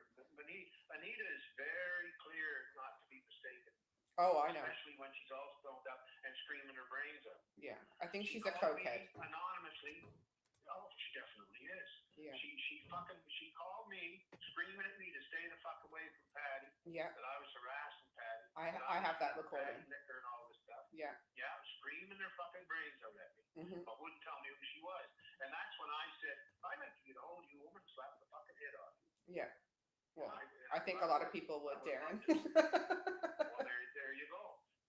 So that Anita was in on this fucking early, but not connected to the kids, not connected to the family again early. But it's what I'm sure she was connected to, talking to Wade. And you know what Wade's story was. Mm-hmm. Wade was sure Daniel killed the kids and took them on further to Muscatawbin, and that he was drugging them and all this shit. Yeah, and I believe Wade. Wade's story is exactly what Anita's saying, only in secondhand. Yeah. But Anita preached that fucking. Anita's also said it was you. That Cindy should do. Oh yeah, well of course she would. Yeah. Fine and dandy. Darin, I never set foot on that fucking property until about a month and a half after the kids were missing. The first time I set foot on the property was when I wanted to ask Daniel. One thing that was bothering me about fucking Daniel, after I figured, I went through a lot of stuff with a lot of people that were there and people that knew me, and then people started coming, when they knew that they were related to me, people around town that started coming to me with information. Mm-hmm. So anyway, I was starting to get a fucking picture of things that were going on and the way it looked. So, what was I going to say? I lost it. Well, you were talking about how. No, it's all right. I've got old timers too, and I'm younger than you. Anita didn't come on the scene to Wade and Cindy's until 3 weeks after the kids went missing. Right. But do you think Anita wasn't getting the picture from Wade that Daniel killed the fucking kids and all the drugs and everything? And by the way, Anita said her big deal, her idea of it all was that Malaya drowned the kids in the bathtub or drowned Lily in the bathtub, and that Daniel killed Jackie. Right. That's what Anita said. Oh, Anita said a lot of things. She said they were overdrove. Chance Lay's fucking killed them. Fucking everybody fucking killed them. There was a big party. We were all there at a meth party the night once we got hurt, so we all decided together to kill the fucking kids. I was in the camper sleeping with fucking Janie. Oh, you know you were. You know you were knocking boots. Oh yeah. Getting it on, yeah. Getting it on. What does Justin say? Cleaning her dusty hutch, shucking her oyster. Oh yeah. Yeah. See, now you're laughing. I think you're a bit of a piggy. I think. You got to listen. Sometimes you got to have a laugh, or you'll cry. It's a stressful situation. I'm an arsehole. I'm an arsehole. I can have a laugh, but I'm just very careful about the way I laugh in this situation these days. Well. Because listen, I never met Janie. I think I met Janie twice. I think she worked at a store, a dollar store or something. Mm-hmm. And I recognized her when I walked in the driveway as being, I thought, a woman. Listen, when I walked in the driveway after about a month and a half, and then I was sure that Daniel never killed the kids. I didn't know what else was going on, but I knew Daniel never killed any kids. And what I wanted to ask Daniel, one final question that bugged me through the whole thing, when he came to me and was spilling his guts for weeks. I was going to ask him this question over and over, but I just kept forgetting it. And so then this one final day, I said, I got to go. And the phone, I would just run. I got a new phone now, but I was just running off the flip phone. And I couldn't call up there. There was no reception up there on my flip phone. Right. So anyway, this one fucking day it was bugging me. I thought, I got to go finally ask him this fucking question. So I went out. When I walked in the door, and the question I was going to ask him, listen, Daniel, why did you do a CBC or CTV interview? Why did you say you were running through the woods looking for the kids, but at the same time you're telling me that the kids weren't in the woods? And you know that Cindy had interviewed. Daniel was telling me that it was Cindy responsible for moving the kids all this whole time. Yeah. That she was a witch and that she was framing him. So the question I wanted to ask him is, why did you go on fucking national television and say that you were running through the fucking woods ahead of helicopters and searching for fucking kids and waist deep water and all this? Why would you say that or do that, Dan, if you knew the kids were in the woods? That's an excellent question. I wanted to ask him. That's a freaking excellent question. What he told me that day was, Darin, I don't want to see Malaya get punished for something. I don't know what Malaya did, but I'm just covering for Malaya because I love her. Now that's what he told me. Yeah. When I walked in the air, before I got to ask him that question, I never knew Janie I thought I recognized her, like I said, from working at a dollar store or some fucking thing. But I never knew who she was, her name, I never knew. When I walked in the fucking yard to see Daniel, Janie come running out of the fucking camper. Who the fuck are you? Just like that. Yeah. I said, my name is Darin. Well, you better not be one of those goddamn fucking reporters or one of those fucking YouTube people. Are you flying fucking drones around here? Are you throwing garbage in my fucking yard? I put my hands up. She said, because if you're one of those cocksuckers, I'm getting my gun and I'm blowing a fucking hole through you. I believe I put that. my hands in the air and I said, whoa, Janie, whoa. And then Daniel come running out of the trailer saying, whoa, Mom, wait, that's Darin. That's Jordan's father, Mom. He knows I never killed the kids and he's trying to fucking help me clear it up. So anyway, that calmed Janie down a little bit. And Janie then was still all horned up. And then she said, well, what the fuck are you doing here? And I said, I got a question for Daniel. And Daniel was calming her down at the same time, saying, wait, Mom, talk to him. He's good. Wait, Mom. So anyway, and then Janie said, you're not talking to fucking Daniel unless I'm there. And I said, great. So the next 3 or 4 times Daniel and I talked, Janie would stick her head right in between us. And sometimes it was hard to fucking talk because her head was right in between us. And after about 3 times talking to Daniel and Janie, wouldn't say a word. She wouldn't say a word. But then all of a sudden we were sitting on that bench talking, and all of a sudden she jumped up. All right, boy, she says you want to know what happened. I'll tell you exactly what happened. I'll tell you about the fucking how the single footprint got Jackie's single footprint got on the side of the driveway. I'll show you. And she went through her spiel. So and that's the day she fucking told me the first time about listening to her and Malaya take the kids out of the driveway. And so that's the first time she told me that. And in that, she told me her whole story. And it was a long one. Mm-hmm. So anyway, after that, over the next 2 weeks, I tried to fuck Janie up. I'd go to ask her to tell me the story again, but then I'd break it up. And instead of letting her tell it from start to finish, I'd ask her, okay, Janie, what happened after you came out and saw Malaya on the driveway? What happened after this, Janie? What happened after you saw Malaya sitting on the woodpile? What happened after Daniel went up and ran in the woods there, Janie? What happened then? And no fucking way, even breaking it up into pieces, the woman was telling the truth. She was telling the fucking truth, and I knew it. And then I didn't believe Daniel or Malaya much about the times they were saying about when they saw the kids, when they heard the kids and all that. I didn't believe them much. But their testimony did line up with everything Janie was saying. Now, some of Daniel's was fucked up a little bit, and this Well, he was after a while on drugs, started right? fucking up. Yeah, he was on. I started catching him in. Yeah. For the first month and a half, he was telling me the truth, but then I started catching him in lies. And because Jordan was the only fucking one who talked to him at all. So he started coming into Foxbook, and I didn't like it. But anyway, there's not much I could do about it because Jordan told me. Jordan's very forceful, too, when he gets his arse in the ear. He's a problem like me. Jordan said, Dad, I don't believe you hurt those kids and you're not picking my friends from. You don't live here anymore, so. Yeah. I said, well, rather than fight with my son, I had to go along with it for a while. That's fair. But then that gave me the opportunity, too, to talk to Daniel more. Mm-hmm. And when he was in there with Jordan, he was more relaxed. And then I started fucking finding out stuff that he was lying to me. Mm-hmm. So to ask you. I'll give you a good example. Okay. I'll give you a good example. At one point, he told me, Darin, I know Malaya is taking the kids and visiting at what the fuck's her name? Her handler, Cheryl. I know right now, Darin, call me on the phone. I know right now that Malaya is at Cheryl's place visiting with the kids, right? Well, guess where the fuck I was? I was sitting in the lumberyard across from the fucking house watching the place. There was nobody there. Wow. That's one of the times I caught him fucking lying. Yeah. Cheryl's not fucking Other stupid. times She's not going to have anything to do with that. That's the thing. Like, this is why I want to ask. Cheryl knows what's really going on. No. Cheryl doesn't know what's fucking going on either. No, she doesn't. She thinks I'm involved. She thinks I'm involved because I was putting the suspicion on Cindy and Malaya for a long time. And that's what happens, right, Darin? Like, when you point the finger at someone, people then start pointing the finger at you, right? So that's how it works. If they got any proof, yeah. But I've explained why I pointed the finger. Can they explain why they're pointing the finger at me? Well, it's because you're pointing the finger at them, and because you were advocating for Daniel, right? In the beginning, you were, and no, I wasn't advocating for Daniel. There's the other misconception that I wasn't protecting Daniel. All I was saying about Daniel, that he wasn't guilty of murder, but he's guilty of a lot of other shit that he'll have to pay for.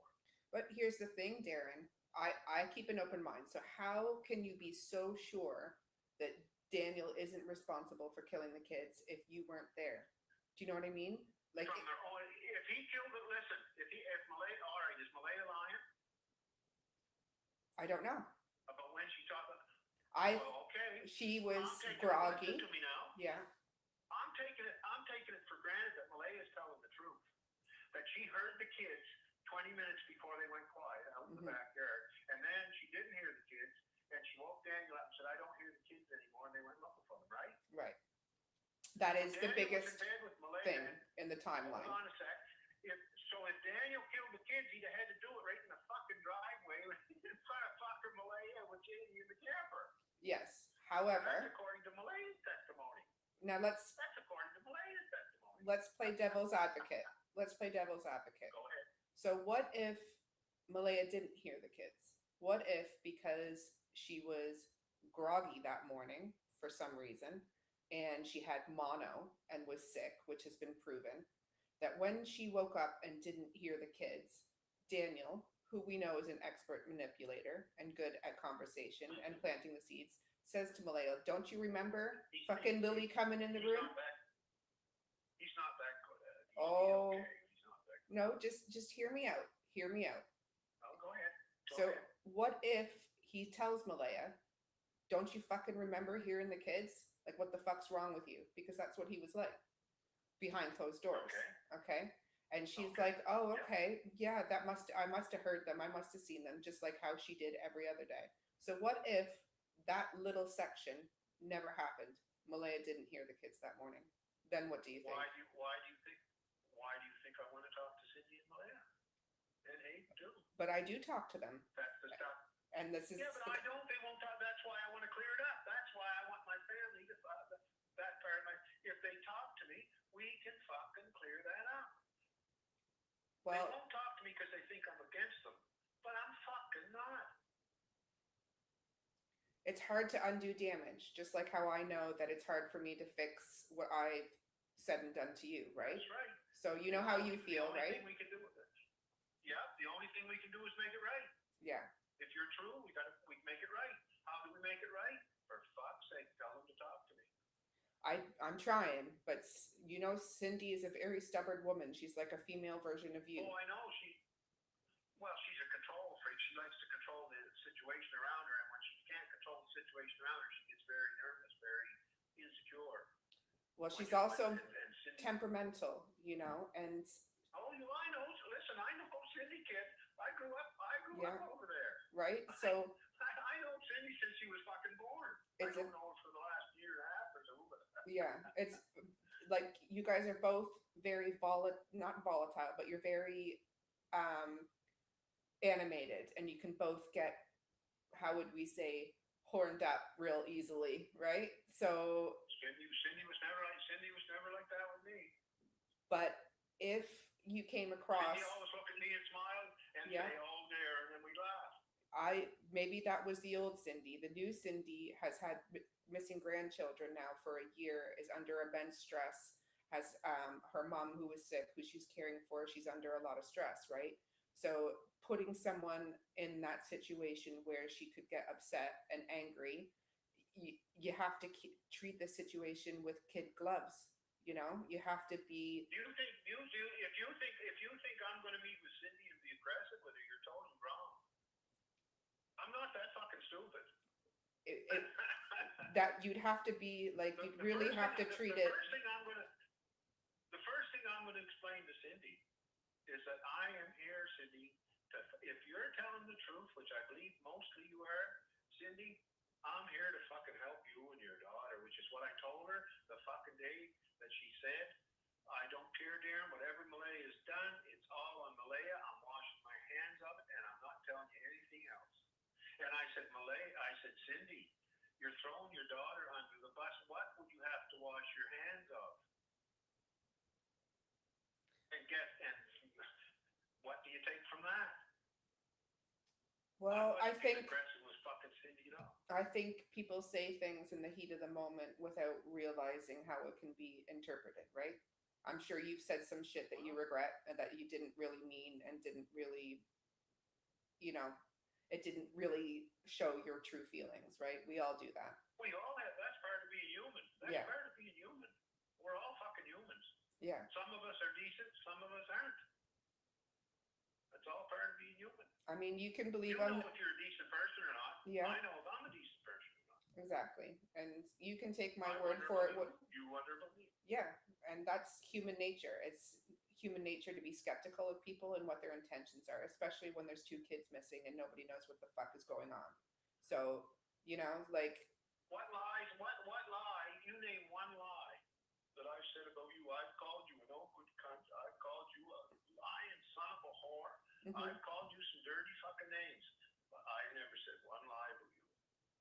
Well, I've only said never- repeated things that people have said or you have said. So I apologize for listening to others and taking your words out of context. And I have no problem publicly saying when I'm wrong. I have no problem. I will eat shit, Darin. I don't care.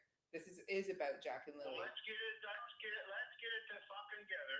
Let's get it together. Let's get it on. We can heal a lot of fucking stuff here. I Let's agree. get it together. Let's get people working at the right fucking focused on the right area to look at. And by the way, I don't believe those kids should ever come back home. I don't believe Malaya is capable of looking after kids properly. I don't believe Daniel should ever have another kid under his fucking custody or roof again. Never, never, never. I believe if those kids are where I believe they are, I believe they're being taken care of like kings, and I believe that's where they should stay. But it has to be exposed because of the fucking damage it's causing, number one, a lot of people. Mhm. And it has to be brought out to the public to calm the public down and start preparing the damage it's done to people. And there's another better reason for that, but my Alzheimer's just hit me again. Sometimes I say my second and third reasons first instead of the best reason first. Well, But no, it has to. So the other thing is, the big thing is, what's going on in the court system is number one. That's why the kids aren't being explained. And by the way, the fucking Mounties know everything. They know everything, and they have since August. They've known who took the kids. They've known how it happened. They've known it all since August. so why do you think they You know keep why I saying say there's no sign of abduction and they don't believe they're alive? Because if a relative took those kids and Malaya knows about it, went along with it, or never balked at it, then it's not an abduction. Well, why would they still have all of these resources working day in and day out, droning over they? you, droning over Daniel, if they didn't think that the kids? Are you one of the ones that's droning over Foxborough? No, fuck that. I'm not coming near your house. Tid, you don't have to come near my house with a drone. No, I wouldn't do that. Listen, the only thing that I've ever done is driven by One thing Daniel's about the house. cops- Listen, one thing about the fucking cops is I've gone at the cops so hard early on in this. I've laid complaints with the RCMP to cut down the slander and the defamation and the accusations online, and they Mhm. refused to do a fucking thing about it. Then I went after the cops about my family being threatened to be burned out, killed. We're on a kill list with some fucking pedophiles and child traffickers. Demanding and begging first, okay, this is your job, you gotta protect society, you're supposed to protect us. They wouldn't do a fucking thing. And yet, if we arm up to protect ourselves, then they bust us. Well, Darin, I was And by told the the way- same by the thing. way- I was told the same thing when By I brought my safety concerns over Larry Cameron. I was told to come up with a safety plan and ask me what weapons I had in my house to protect myself and to be careful. But they don't do anything about it. So I know exactly what you're fucking That's right. talking about. So, That's right. but I can assure you That's with the right. drones, you know, you have to have a proper license to fly a drone. And believe what you want. Above I've never, 400 feet, above 400 feet. I've You don't have never, to have a license below yeah, 400 feet. I've never I've never flown a drone over anyone's house, and I've never been with anyone who has flown a drone over anyone's house. It's always been in wooded areas over bodies of water or, other things like that. It's never been over the house. It's never been over Daniel's house. It's never been over your house. It's never been over anyone's Well, you house. don't have to be over. You don't have to be over the house. Like you could be in a field half a mile away. I swear, I'll tell you what, I swear on my children that I or anyone I've ever been with has never flown a drone near your property, over your property, close to your property, within vicinity of your property, or Jordan's or Daniel's. Okay, I swear on my children. So I that's not my game. I just want to find Jack and Lily. My children are my big thing too, my boys. So I understand. Okay. Yeah. Okay, you convinced me a little bit. Okay, like that's. I don't need to. I don't think the kids are in your fucking backyard. I don't think they're in Jordan's backyard, and I don't fucking think they're in Daniel's backyard. So why am I going to look there? Well, why did you look there? I didn't look in Daniel's backyard.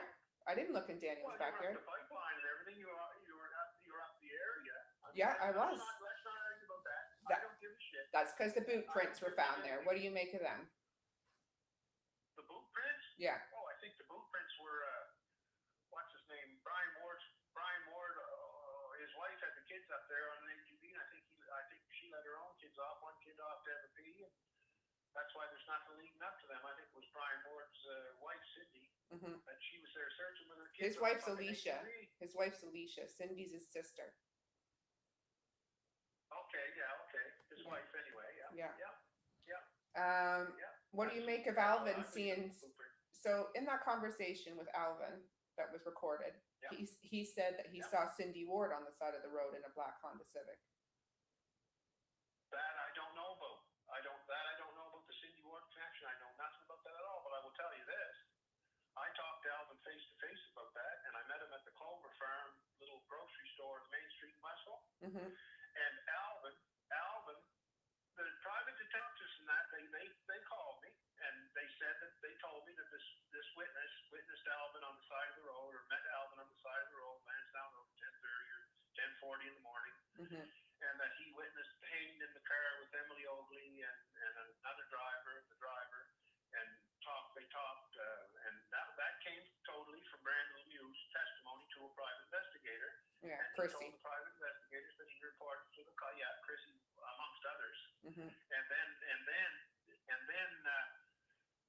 they called me and they said, "Do you think that's true?" And I said, "I had no fucking idea." And they said, "Well, if you know Alvin and them," and I said, "Yeah, I know him pretty good." "Well, if you see Alvin around, will you ask him?" I said, "Sure." So anyway, I was at the Clover Farm getting some fucking thing at the grocery store. Who come in but Alvin and his wife? The first time I met his wife, little short thing.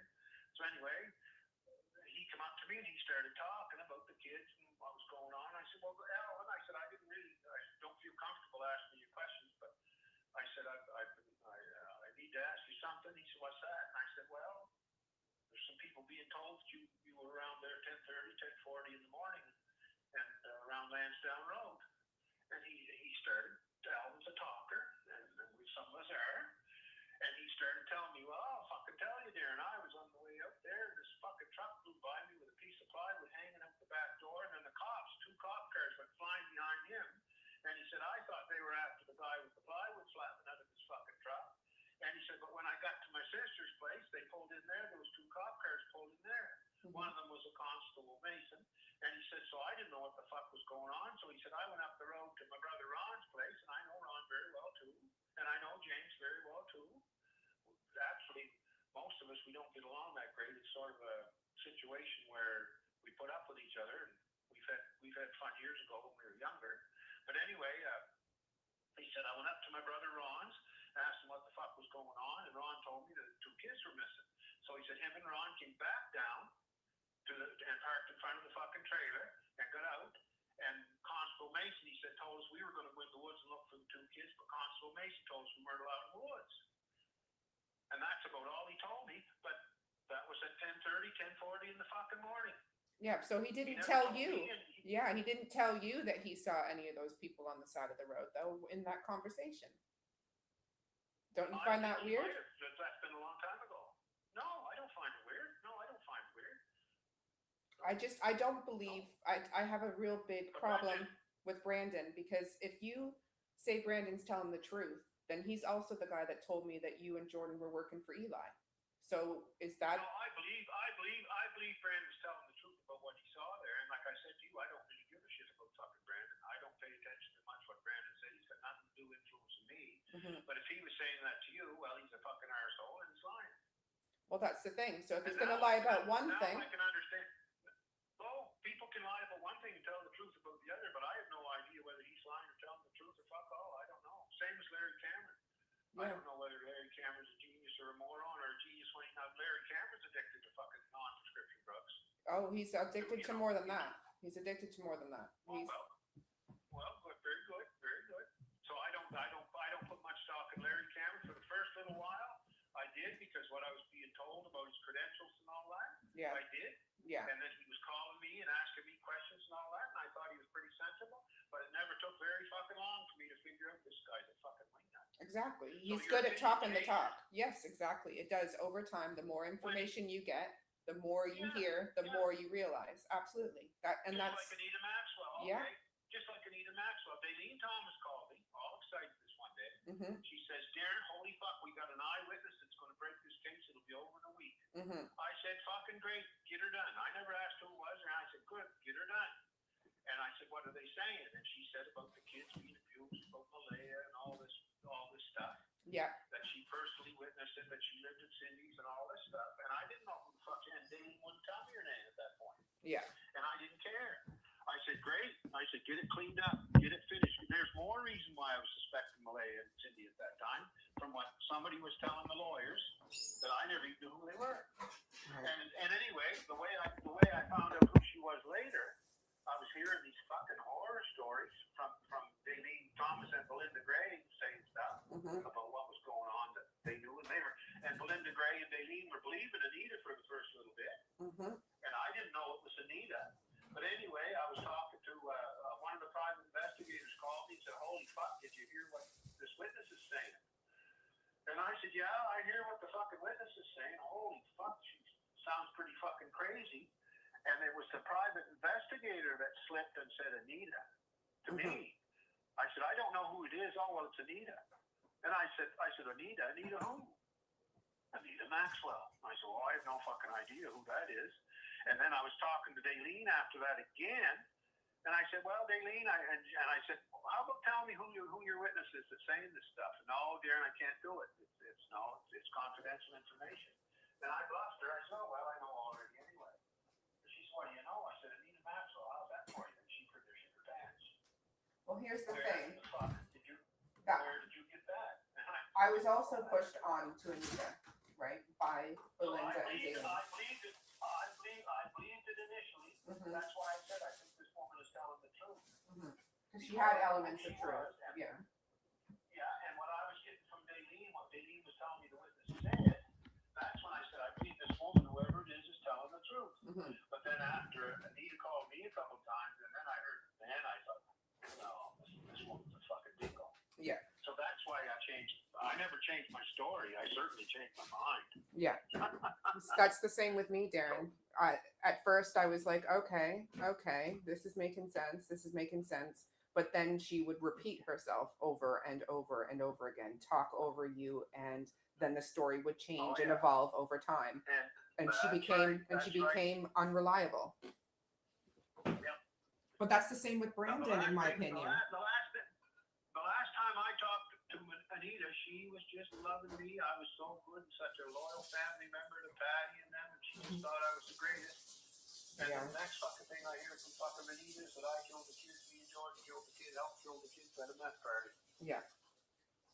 Well, Darin, I've got to go to the washroom because I've had 3 cups of coffee this morning, but I'm happy to call you back in a minute, but I got to go.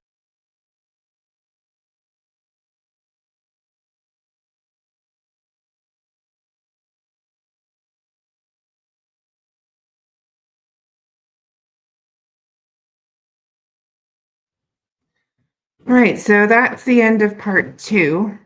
And I'm sure there's more to come once it's cleaned up. So, yeah. What did you guys think of that? I feel like I want to take a break before going into unboxing the Brandon stuff.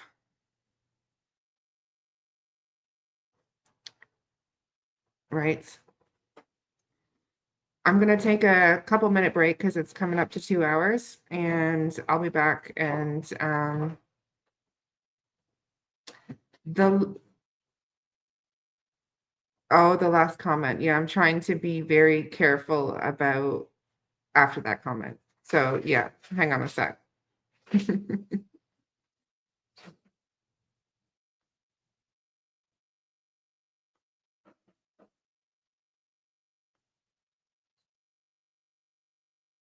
the washroom. And I'm not bringing you with me. No, don't bother. I'm not going to be rude, but I've spent too long on the phone now. I'm trying to help build us a place that we can fucking live here, and I'm not getting much done at it. So Okay. Because Well, you got my number now. we'll talk again sometime. I'll Well, you got mine too, but let's be careful. Yeah. Be careful. Let's just I mean, realize we you do can have remember if you- we have some common grounds. Let's just leave it at that. Well, it'd be quite a fucking thing if we could fix it when the Mounties won't, wouldn't it? Yeah, it would. And I do apologize for the Alright. things that I've said to you, okay? And I will eat shit if I need to, okay? I haven't had syphilis since I was a young pup. Oh, God. Good.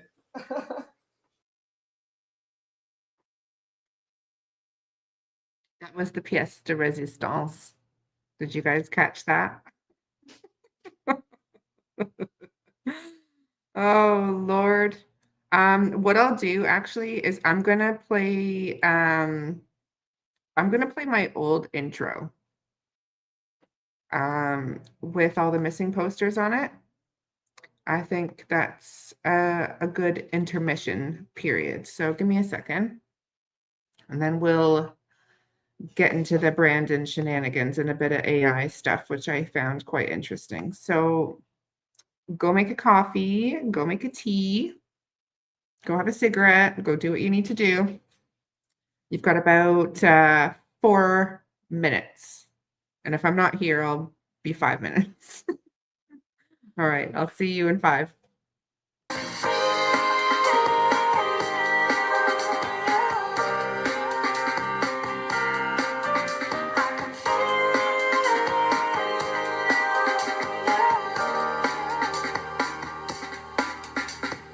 Thinking about you every day, where you are.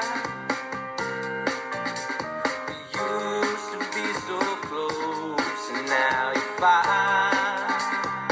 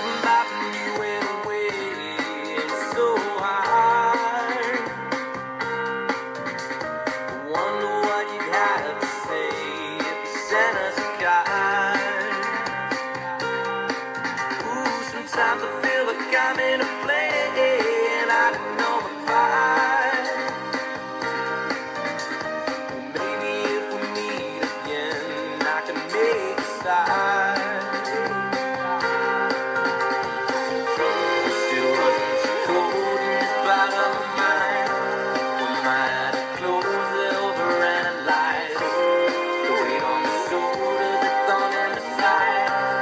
They're taking me slowly to the borderline. It was so long ago, but still I'm traumatized. I don't even know the light before my eyes. The weight on the shoulders, the thorn in the side. No one knows what it's like to be like me. And no one knows the effect it had on me. And no one knows what it's like to be like me. And no one knows but me.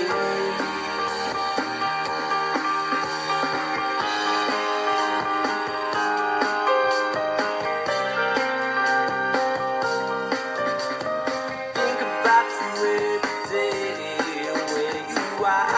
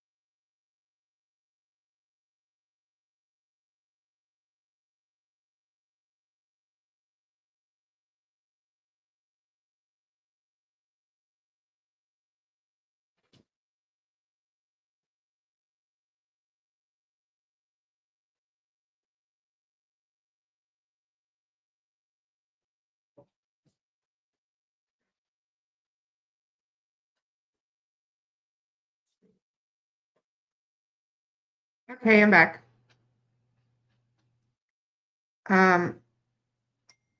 Yeah. So, yeah, I know he's an expert at deflecting Paris of the Prairie. He didn't really answer much of my question on why would the RCMP be investing so much time and resources into children that were being, hidden on a reserve, being shipped over on a shipping container. Doesn't make much sense to me. And he did say that in the previous clip that Daniel did try to frame him. So, what do you do? Maybe he'll talk to me again, as I'm so nice. As you can see, people aren't going to talk to you if you talk to them like crap. So I was trying to be as diplomatic as possible. It was at times a very difficult conversation, but obviously I wanted to keep asking him questions. Whether or not his answers are truthful, that's up for everyone else to decide. I know what my opinions are. I'm not going to push them on you guys. That's for you to decipher. But I found his version of what Alvin had told him one of the most intriguing parts, because that's not what everybody else is saying happened. Alvin told Darin that he saw two RCMP officers flying down the road thinking that they were chasing a truck with a plywood hanging out the back, but then they pulled into his sister's house and he was wondering what was going on. So he drove up to Ron's and asked Ron what's going on. He said the kids were missing and they both drove back down Lansdowne Road, didn't say anything about seeing a vehicle or anything, and pulled in outside Janie's place shortly after 10:30.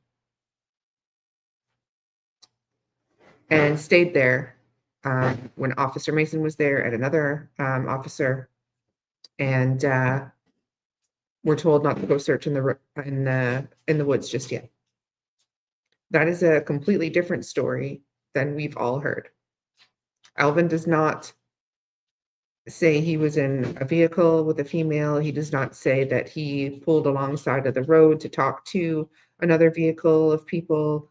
None of that conversation happens at all. So that's what leads me into Brandon.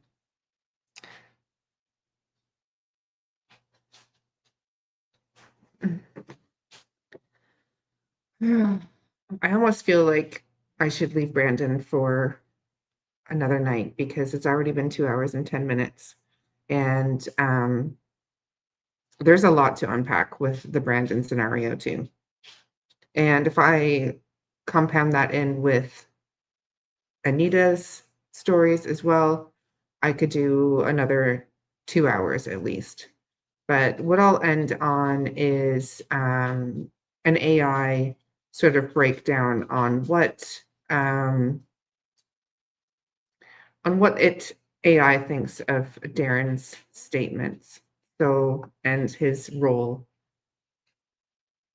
allegedly in this case. So,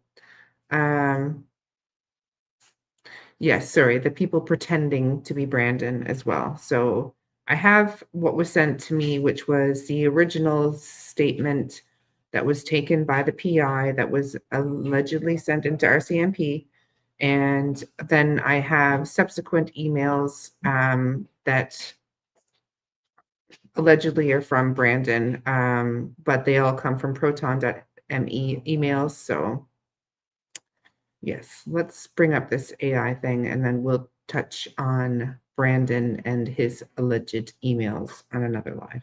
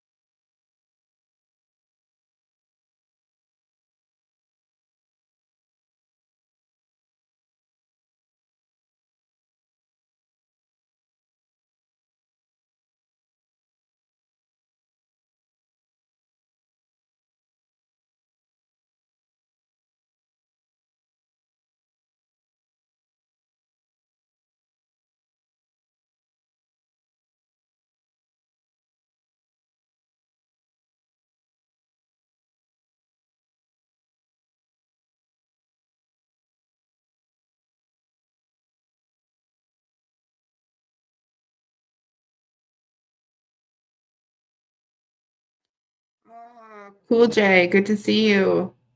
I was asking about you earlier. It was you that sent me the email. Okay. I didn't reply because, as you just heard, if you came in late, that I was getting a lot of emails from proton.me email addresses. And yeah, I get that. I get that, Cool Jay. So I was reluctant to reply because I was skeptical that it could have been some of the people on the screen that I'm going to talk about. But I missed your comment up there. Let me just have a quick look.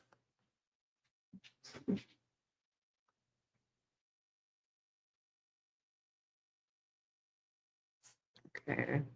We got called out by AB for being Damien, according to Brandon Lemieux. Okay. Brandon has a bit of an issue. And I'll put the reason why on the screen. I guess he was mad that I never met him for coffee.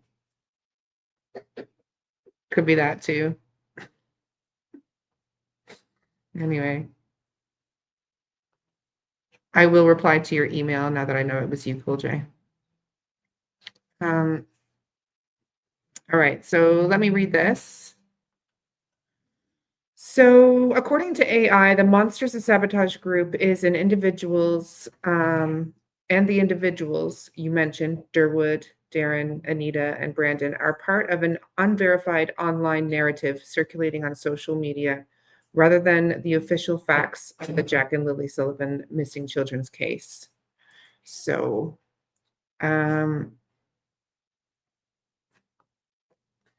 the case remains an active missing persons investigation by the Northeast Nova RCMP Major Crime Unit. There's no evidence of abduction. Law enforcement officials have repeatedly stated they have found no physical evidence of an abduction or external criminal plot. Stepfather Daniel Martel was arrested on separate unrelated assault charges, but has not been charged in connection with the children's disappearance. So the Royal Canadian Mounted Police have explicitly asked the public to stop spreading uncorroborated theories. Staff Sergeant Mad Dog Rob McCammon emphasized that investigation is being severely hindered by murky social media chatter and conspiracy groups. Authorities state that the rumor and speculation will not lead to Lily and Jack and urge the public to submit only specific, verifiable facts. Speaking of specific verifiable facts, we were looking into something earlier, and I want to try to scroll back here to find the link, but I was sent the CBC article where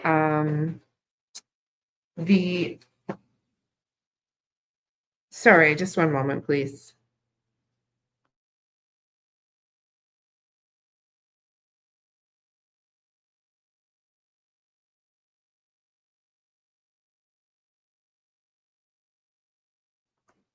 Right. Give me a second. I need to see where it was sent to me. Don't mind my daughter blasting out Nirvana in the background. I think it must have been by text. So, according to this article,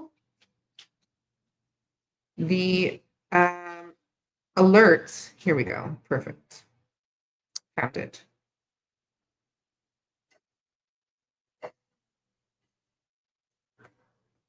Okay, so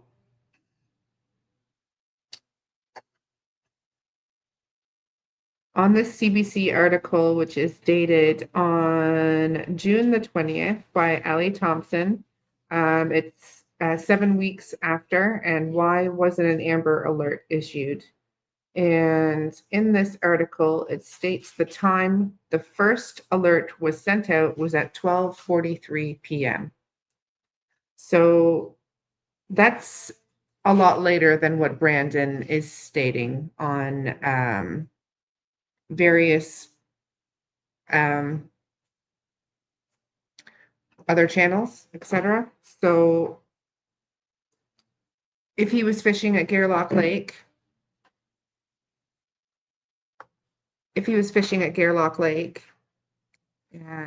and he left his house at approximately 10:10, 10:15, how did he hear an alert if one hadn't even been issued yet until 12:43? So it's just one of those timeline inconsistencies that everyone's questioning that I've heard on other people discussing as well. And I'm going to pair that in with